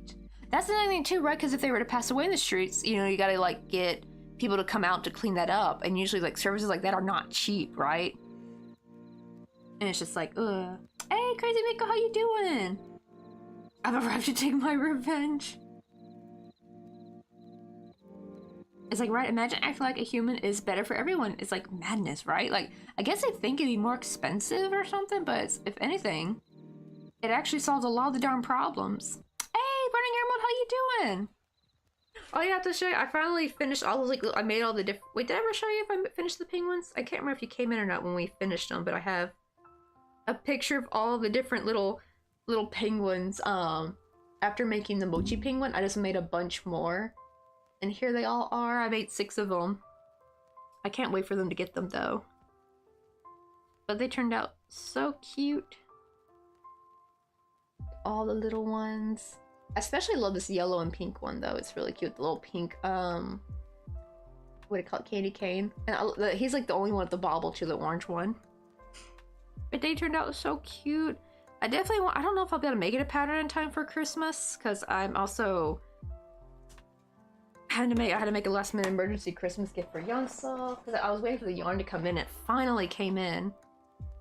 But we finally made a little Molong plushie and a cute pink sweater.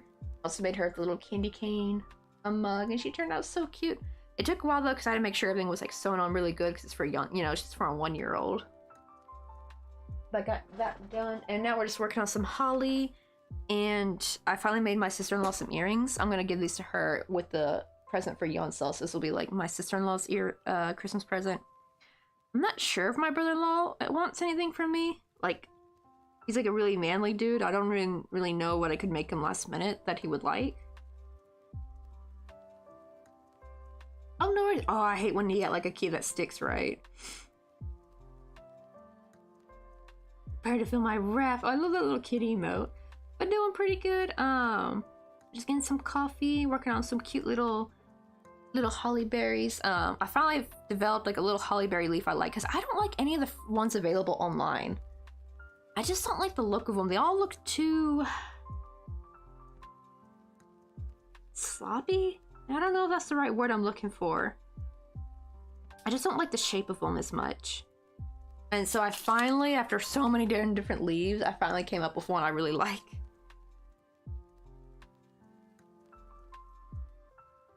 Alright, if you can't find anything to hold onto the bus, be ready to use chakra to control your foot. Oh god. Oh, there's been times where I almost fell onto somebody. I think because of that. Let's see. Oh, I'm enjoying your stream. I also love crocheting too. Oh, well, thank you. I always love to make it really cute and cozy and Christmassy. Well, it's not always Christmassy. Like, I change it for each season. Like, we are just fall and pumpkin spice themed just last month. I like the little penguins. Oh, yeah, the little penguins. I loved how they looked. Oh, right. Yeah, I felt like the orange one was really cute with the green sweater and the red bobble. I felt like the coloring for that was really nice. I was trying to make them all... I didn't want to repeat any penguin colors, so I was trying to make them all super unique. Right? I didn't want any kit... I don't know. On one hand, I could have like made all the boys like a blue penguin and the girls like a pink penguin, right? I could have been very basic like that. But I wanted each of them to have like very individual penguins. I hope they like the colors. I try to go with which kid I would think would like the best color. It was hard to choose though. Oh, what kind of crochet you like to do though, Market?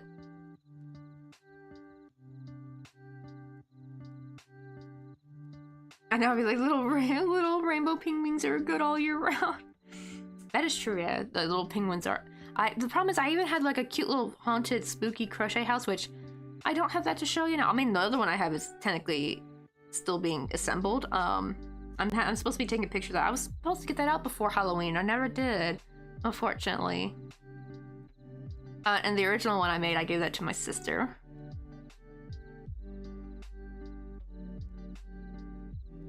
Actually, at least it's not caps lock. Oh, that'd be funny if it was caps lock. Well, I guess if it was caps lock, you would just have to hold down the shift key, I guess.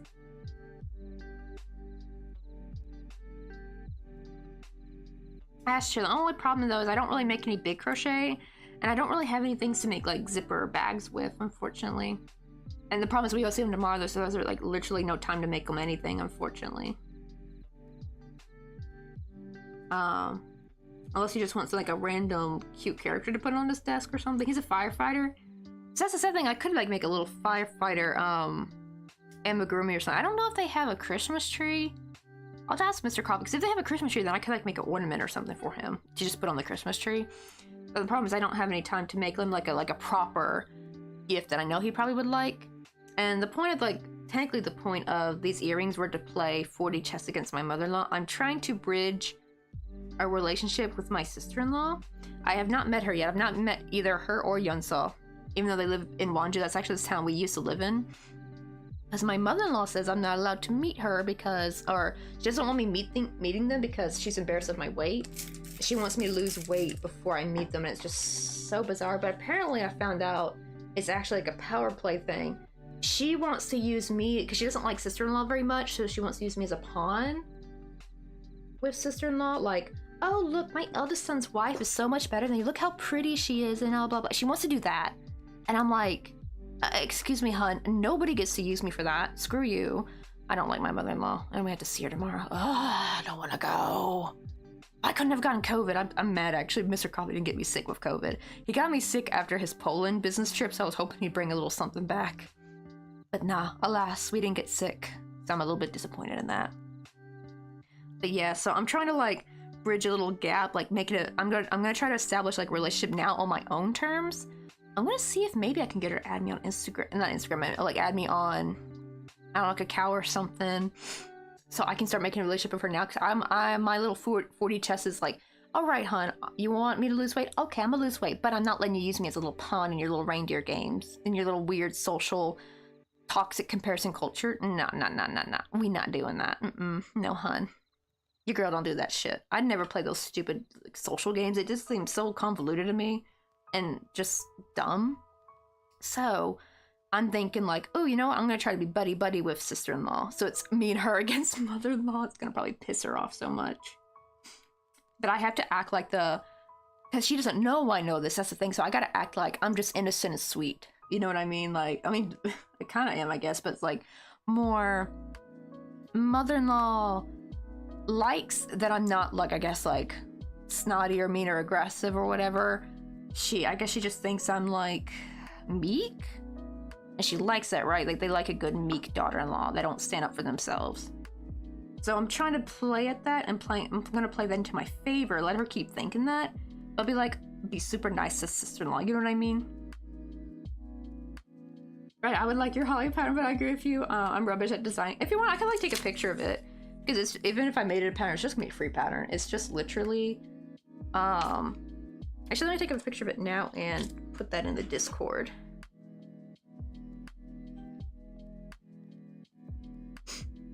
I'll put it in pattern testing just in case. But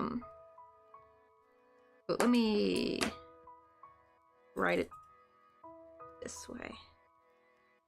Because that's upside down.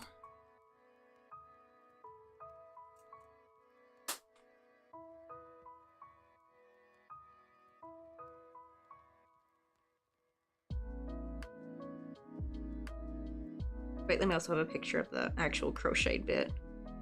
That would probably help.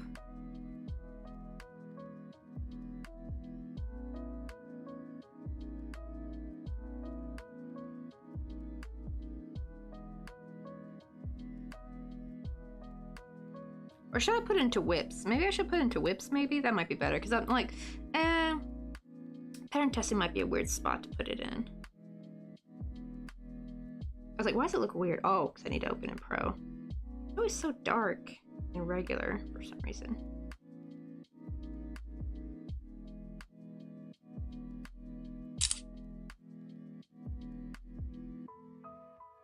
It's like, right, can we have 4 normal penguins named Rico, Skipper, Kowalski, and Private? Oh my goodness, right? Like the little, I need to watch Madagascar again.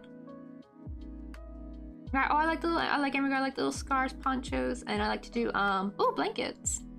I just do mostly amigurumi. I used to do bags and purses. Yeah, key rings. Oh, they call keychains key rings here in Korea. That's why I call it key rings a little bit. Right, yeah, like mesh bags are so cute. Oh, like a firefighter penguin.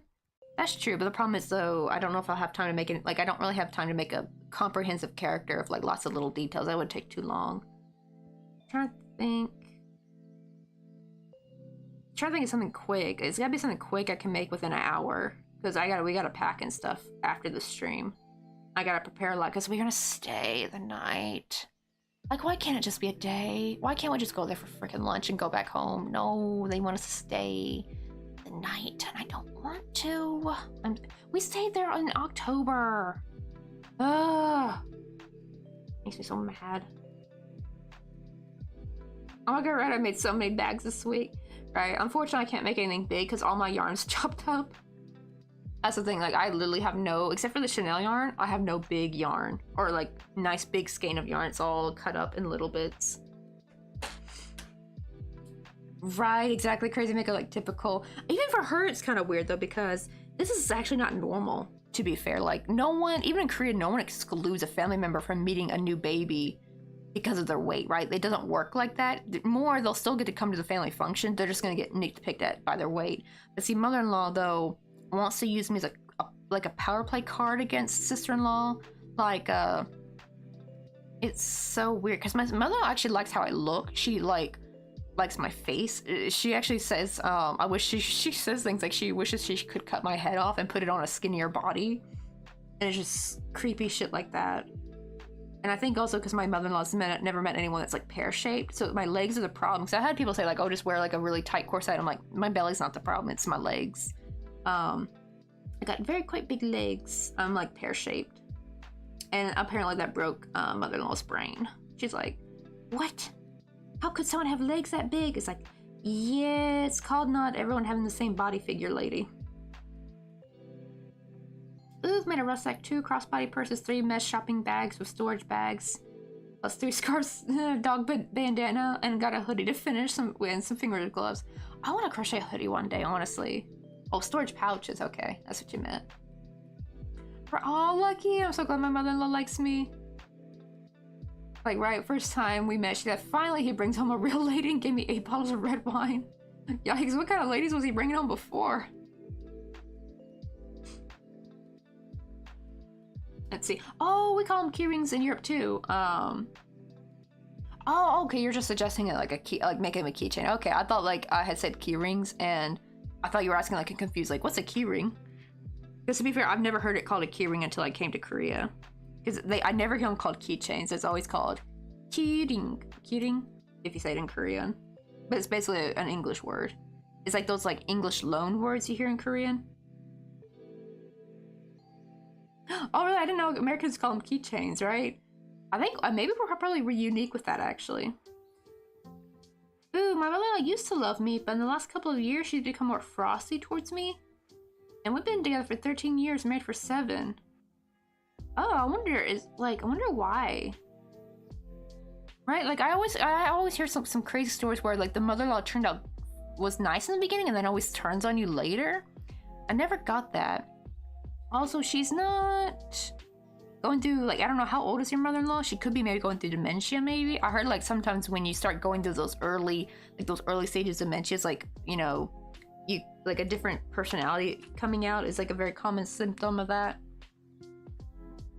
Like, even with my grandma, like, I've never had my grandma act brash or brazen before until she started going through dementia, and it was really sad to watch. She, like, became a completely different person. Yeah, it does. I'm so jealous because my mom actually ended up getting lucky with my grandma, the same one that got dementia, but like my grandma was a great mother-in-law. Like, they were the best of buds and did so much stuff together. My mom would always talk about how lucky she was to have my grandma as her mother-in-law, because she was always terrified of having a mean, snarky mother-in-law, you know. Right, he's like, yeah, dementia made my grandmother so mean. That's like the saddest part, especially when they've been nothing but nice and kind and sweet your whole life. It's very, like, jarring.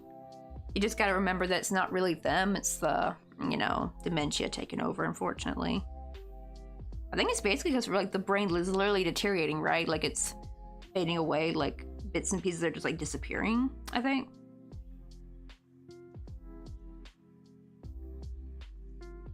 Oh, okay. So it's like, I can't notice, but that started when I lost my job. I had a year of short-term contracts, but I've been unemployed for 5 years now. So she's probably thinking you're like, what, like a burden or some crap? But the thing is, like, if you take care of a lot of shit in the home, then that shouldn't matter. Like, you'll still be pulling your weight. I hate when they want you to do both. They want you to pull your weight at home and to work. Like, it's actually kind of toxic nowadays. That's why a lot of Korean women are just like saying they're done with marriage. Because now you can't just be a stay-at-home mom in Korea. Now you gotta be a career woman and do all the house care while your husband just, like, you know, he gets home from work and gets to kick up his feet. But if you're a career woman, you gotta start the second shift when you come home. It's bad. Because now you're seen as lazy if you want to be a stay-at-home mom now. And it's, like, really jarring too. Cause it's like, being a stay-at-home mom, it's not easy. I got a 24/7 job. You never really get to take any, like, sick days or nothing.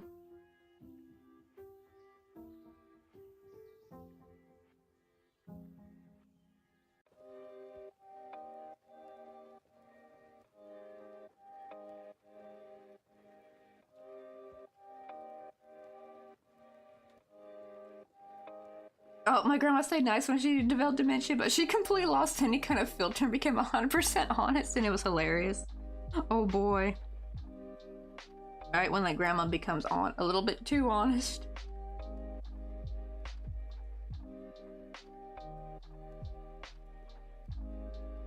Uh-oh, I hear Mr. Coffee talking. I wonder if his mom's calling again. She called at like 4 in the morning, y'all. And she would keep calling back. Like she called back at 5:30 something, then called back at 7 something, then again at 9.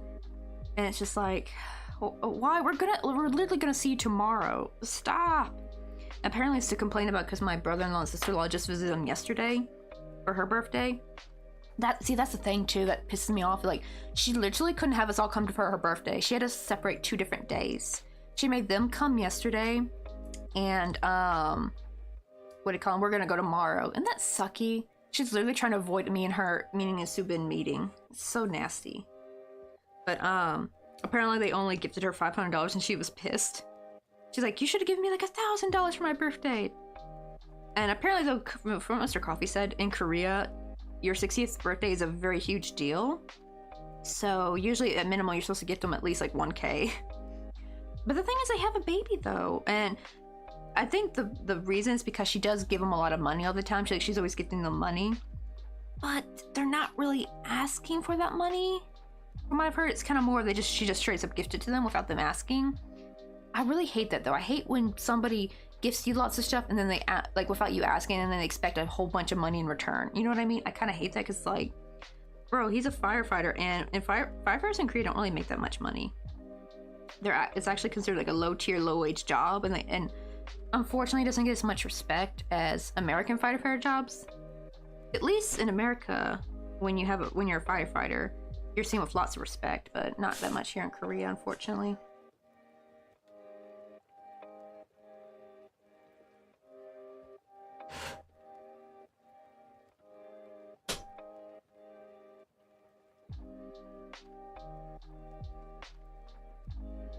Let's see. Oh, she just started cussing too much when she never did.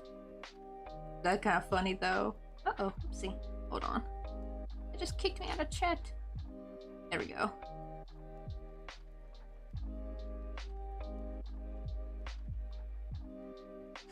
Oh, right. Like, just casual. Like, it was like that was an effing nice cup of tea, and started calling chicken titties out in public. Oh my god. Honestly, it sounds like your grandma got the best form of dementia. Like, I wish my grandma got more like that. She unfortunately just got more snappy. The problem is when she was snappy is because one time she was snapping at my dad because she didn't think he was my dad. She actually thought it was her husband, Bob. She's like, Bob, turn this goddamn car around right now. And my dad turns like, Mom, I'm not Bob. And she's like, oh, Johnny, I thought you were Bob. Like, she would instantly go back to normal. Like, in her head, she's thinking somebody else. And if they're not like listening to her, she would get kind of crazy. Even though we kept trying to tell her, like, no, that's not so-and-so. This is, because, like, he was driving, so she couldn't see his face. Right? I think, honestly, that might help, maybe. Get some more Korean firefighter movies. That might help. I think that would help, like, maybe make it look more respectable. I will say, though, Korean policeman job is, like, an absolute joke here. It's just like, especially for a woman, they're gonna gaslight the shit out of you. So yeah, if you ever come to Korea, be very careful, because if anything happens to you, like in terms of SA, get ready for the police to gaslight the motherfucking shit out of you. Just for funsies. Even if there's evidence. They don't care. They don't want to just... I think they do it so they don't have to do anything. Like, they're like, oh, I don't want to help this woman. Ugh. Like, yikes, right? It's just... They're just... Ugh. They're a whole nother problem.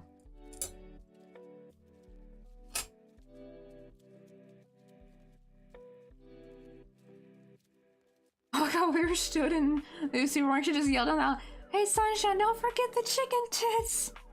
People were looking at us like we were like, the heck? Oh my god, that would be hilarious. Oh my god. Oh right, yeah, the more I have to deal with online shopping, the more I miss brick and mortar stores. Right, I do kind of miss that. On one hand, I do like the convenience of online shopping for certain items, but some items you just gotta get in the store, especially like clothing. It's hard to do any kind of clothing shopping online.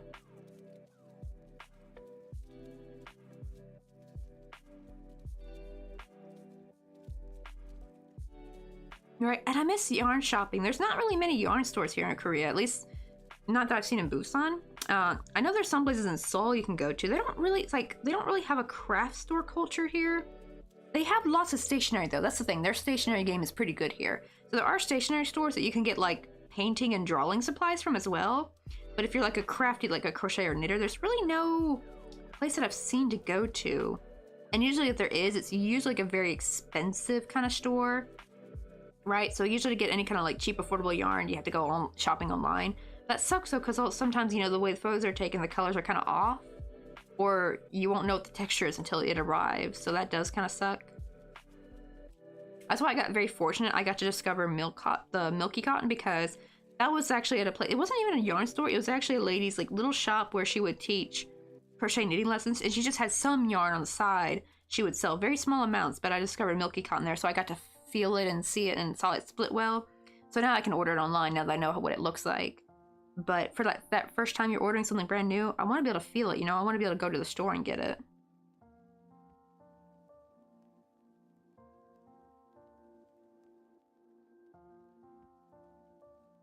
That's right, me and her living care for the last 2 years was hard as fuck, but we had fun. Right, and my grandma would have some point, like some bits where she would like almost back, it would seem like she's back to normal. I realized if I got her talking about her past, it would kind of bring her back to normal a little bit. She could never remember any recent stuff. And I remember this was, I had just was seeing her after me and Mr. Coffee got married. And she still kept thinking I was in high school too. She's like, when are you graduating, Ginia? And I'm like, oh, I've already graduated a couple years ago, Grandma. I actually just recently got married. She's like, what? And I had to like update her on what year it was and stuff. If I got her to talk about, you know, her past, like old recollection, like she could still remember stuff really good. It was she just couldn't retain any new information, basically.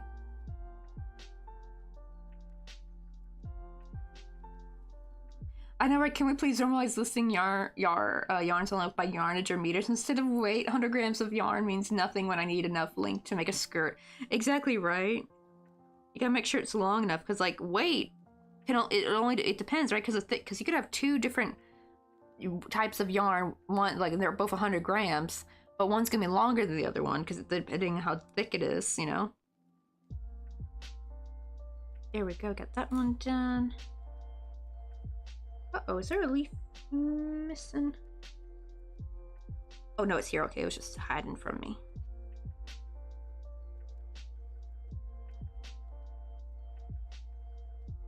Oh, wait, let me cut that yarn tail off. That one off too? Yeah. Okay, let me get these two sewn together.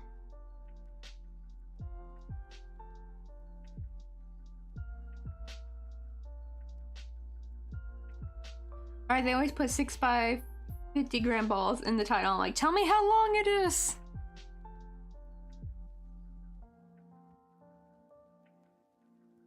Right, yeah, it seems like a thing. Like the older members seem to stay longer, don't they? One of my favorite was I would always get her to tell me about the time she threw a broom off the balcony.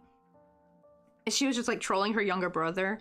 And she's like, watch me, I'm gonna throw this off the balcony. Like they used to live in a 2-story home in Maryland, and he's like, no, you're not gonna do it. And she just like yeeted the broom off the balcony. Apparently she was such a troublemaker when she was a kid, actually, which is so funny because she was such a nice, normal, sane, really grown-up lady, like, you know, no shenanigans. But apparently when she was younger, she was such a little rascal.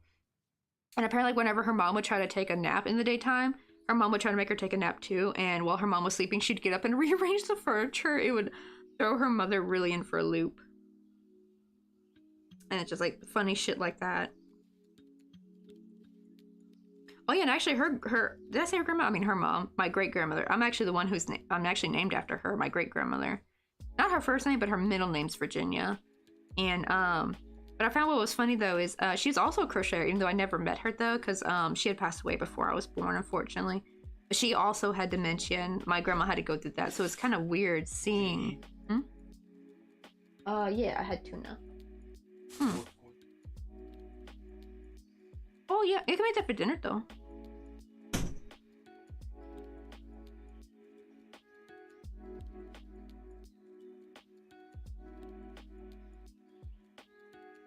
Oh right, yeah, they don't sell fabrics based on size either. It's supposed to say by weight. Right, it's so weird because usually you need yardage, right, when you're making clothes and stuff. Like, I never quite get that. I understand weight is easier to probably list, right? Because you just got to put it on a scale and be done with it. But it would be super helpful if people knew how freaking long it was.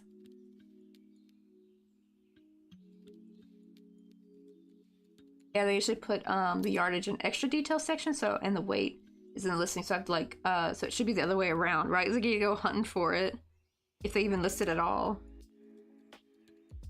Ooh, really? So past the age of 80, you have like a 30% chance of getting dementia.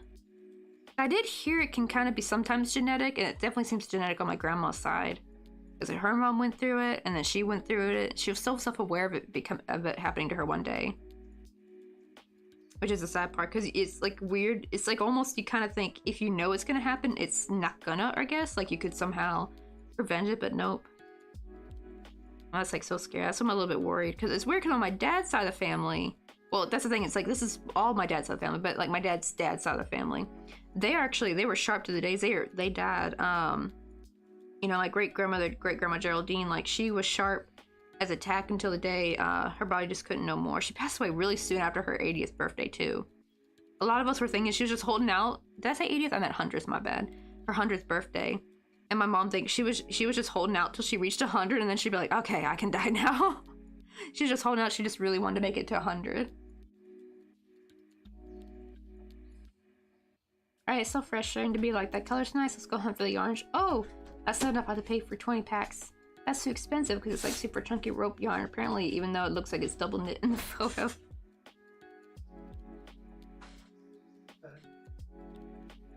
Oh, yeah, this Mr. Coffee, yo. Yeah, we're almost done here. I just want to sew on these little berries. I'm getting hungry. I ate at like 11 something. So that was like my brunch.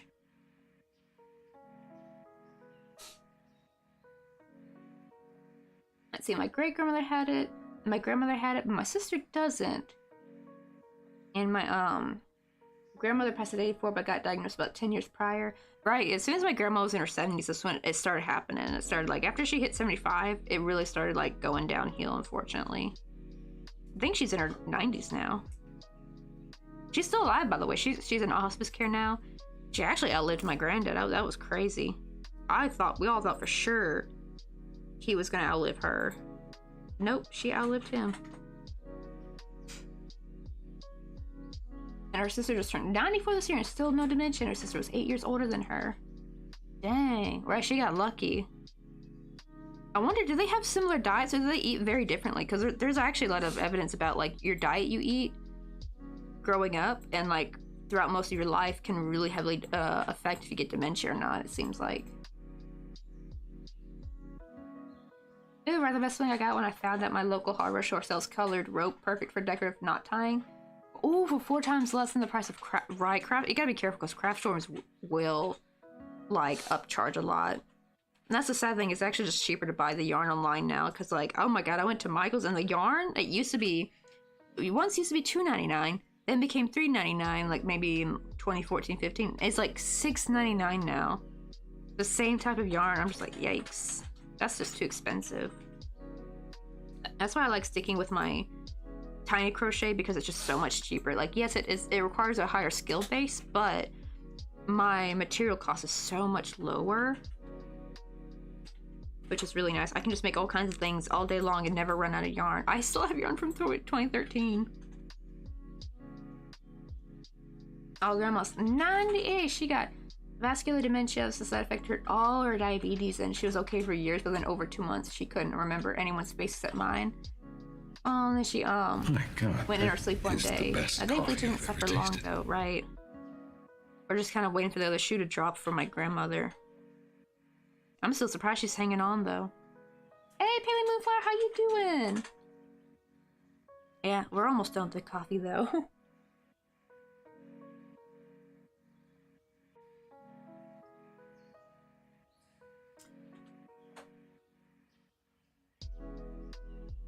Oh, yeah, they eat it very differently. My grandmother, is that the one with no dementia, right? The one who's still no dementia. Coffee? For me? I don't think I can ever go back to Coco. Freaking 100 biddies at Running Emerald. Oh, man, you have a good day. I almost said good night, but then I remember it's daytime for you. But I'm glad you get to see all the little penguins I finished and the little holly bears we're working on. Let's see. Well, these won't be able to match. You know what? I'm actually starting to think maybe I should purposely make a smaller one. That actually almost looks better than two even ones now that I think about it. Now I need to develop another holly pattern. Cause I think I like this one better. But what do you call it? Yeah, well, hopefully I can get these on the coffee page eventually. We'll not know. We'll just see.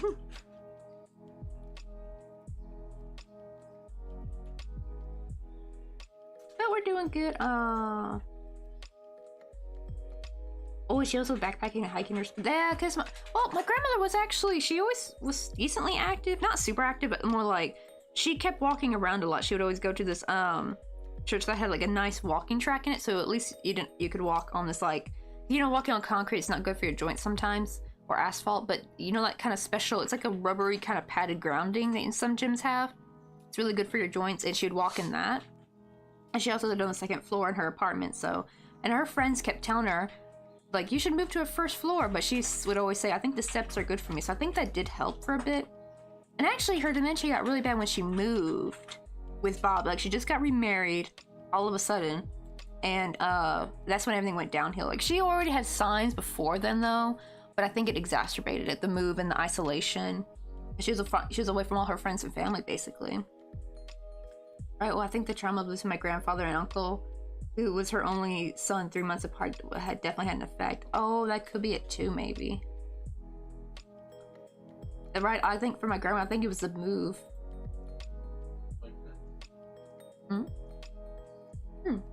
Thank you. I'm almost done. I'm just gonna finish this last holly berry.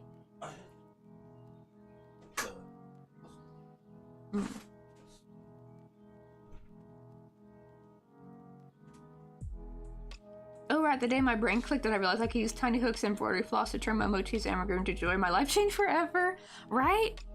Like, and you make little keychains, and it's so much cheaper. And the thing is, usually that kind of stuff has a higher value too. Like, I've seen people sell their, you know, the crochet jewelry for like $30 for like some small tiny earrings, because you're more paying for the skill than you are the materials. Oh, right, I plan on making a cardboard dollhouse and crocheting all the soft furnishings with embroidery floss. Right, I wanted to make that like a little goal for me. We've been talking about it on stream for a little bit now. Like, I really want to make like a completely crocheted house, or everything's crocheted. Now, it wouldn't be too big, but I thought that'd be kind of cool. Like something like characters like this size could like enjoy, you know. So it had to be decently big enough. But that's like a personal project though, so I've been kind of putting it off because I really need to start selling though, especially for saving up for the plane tickets and all that. Right, oh yeah, big life changes can definitely accelerate dementia from what I've heard. Right, I think she could have held on a little bit longer if she just stayed, because I think being close to, because she was only a 2-minute drive from my family's house. Like, she lived in this apartments that were like a 2-minute drive away. Like, I used to actually bike to her apartment in the summertime. Like, she would have me, when I was homeschooled, she said, oh, if you bike after you finish your schooling for the day, because like, right when you're homeschooled, you only have to do school for like 4 hours a day, because you don't have any of that extra fluff they make you do. So once I got all my schooling done, she said, yeah, just bike down to my apartment and I'll let you go swimming. That's always why I was a little confused that I was a chubby kid growing up, because I went to go swimming a lot. My family would hike almost every Sunday, but I did eat quite a bit.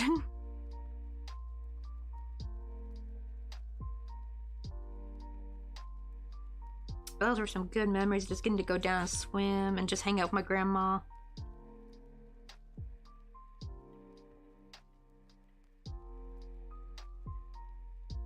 Sad thing is, those apartments are now pretty expensive too. Like, they're not cheap.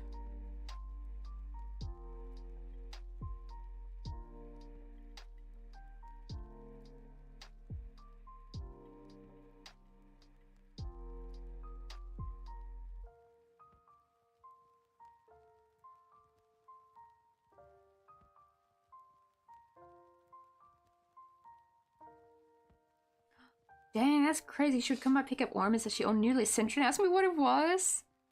That's good that at least you taking care of her kind of helped her stay on a little bit better.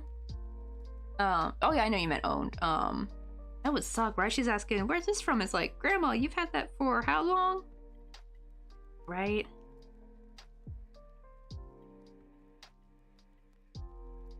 And apparently Bob wasn't all that great either. He would he wants to go out and like hang with his friends, and he would bring her along, but like she was kind of like none of his friends really wanted to ever really talk with her or include her, so she'd just be kind of sitting on the sidelines, just watching him like do stuff and stuff. She was just kind of there. And yeah, there was like a trip she came back after her wedding a couple months, and she was complaining about that. Also, she kept getting spider bites too, because Bob's house was like just full of spiders. I liked this out. I thought it was cool, but he never cleaned it enough, and like, oof. I was terrified to stay in the basement area because there was like they had some nice basement rooms, but they were never dusted or cleaned. And boy, we kept finding spiders, and she kept getting spider bites, so I don't know how much that affected that too. Oh, I don't think she got bit by anything poisonous. Like maybe it was like a wolf spider kind of bite. But yeah, I don't know how much that affected her. All that kind of stuff. Oh, and she kept getting like UTIs and all that. Like just after she moved in, just shit went downhill. So yeah, I think it's once you get into that routine, once you're older, you need to stay in that routine, because I think any change from that, it's gonna really mess things up, I think.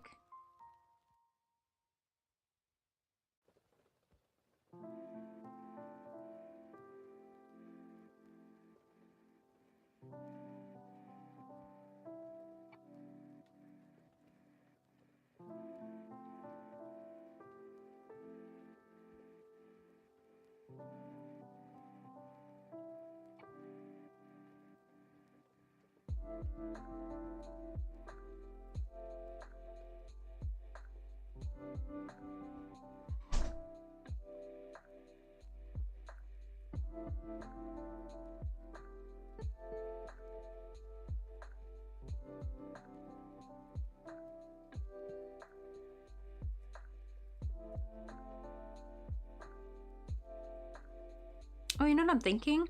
Maybe, because this one's gonna be different, so I'm thinking I should develop a smaller holly for the earrings. It does look better when you have like one bigger one and one smaller one, so maybe I can make this one into a quick keychain for my brother-in-law. I think that'd be kind of nice. I think, or I can make it... Actually, no, maybe a badge pin might be better. Like if he's got like a thick jacket, oh, that'd be good, nice. That way they both got a little something, you know? I think they'll be good. Like if he's got like a work bag, you know, those thick work bags that you put badge pins on, like enamel pins. I think that will work.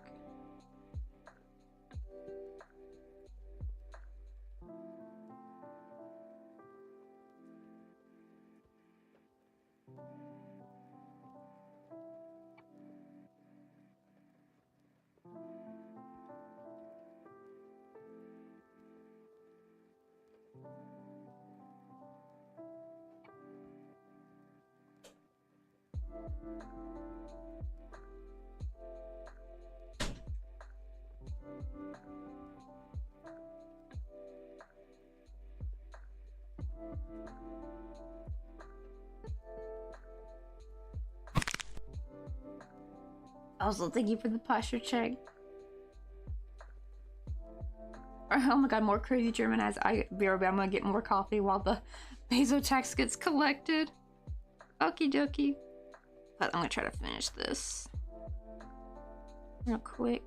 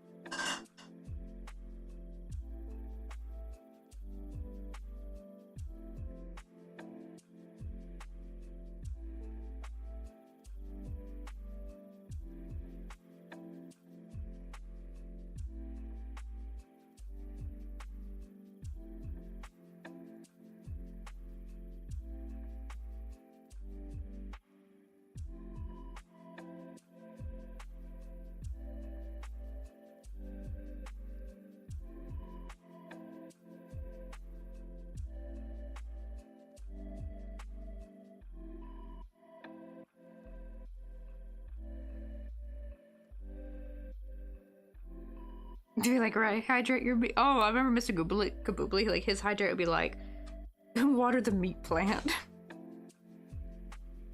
Which I'm gonna be having some lunch probably after, or well, not lunch, more like dinner after this.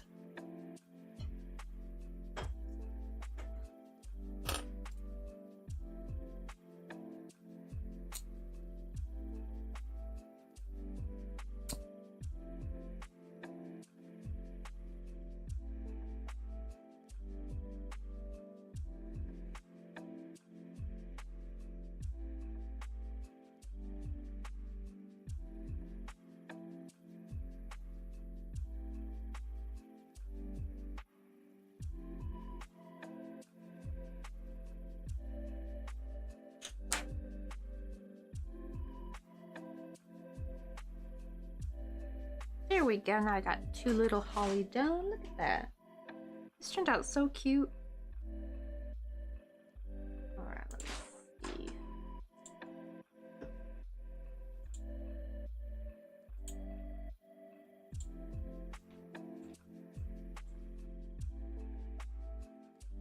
Oh, okay, raindrop races is on. I know who we're gonna go raid.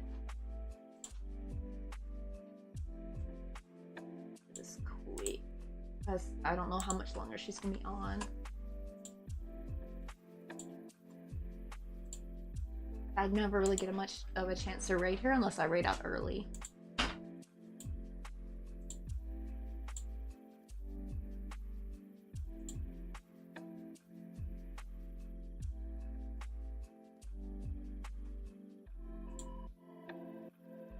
Alright, let me type in our little raid commands real quick.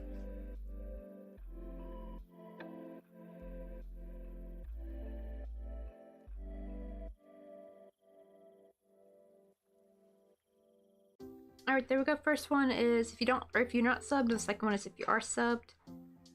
Let's see, just copy those, and we're gonna go say hi to Rainbow Races who's doing some crochet. I think she's crocheting a Christmas tree. Wait, no, it says, oh, it says making Snoopy.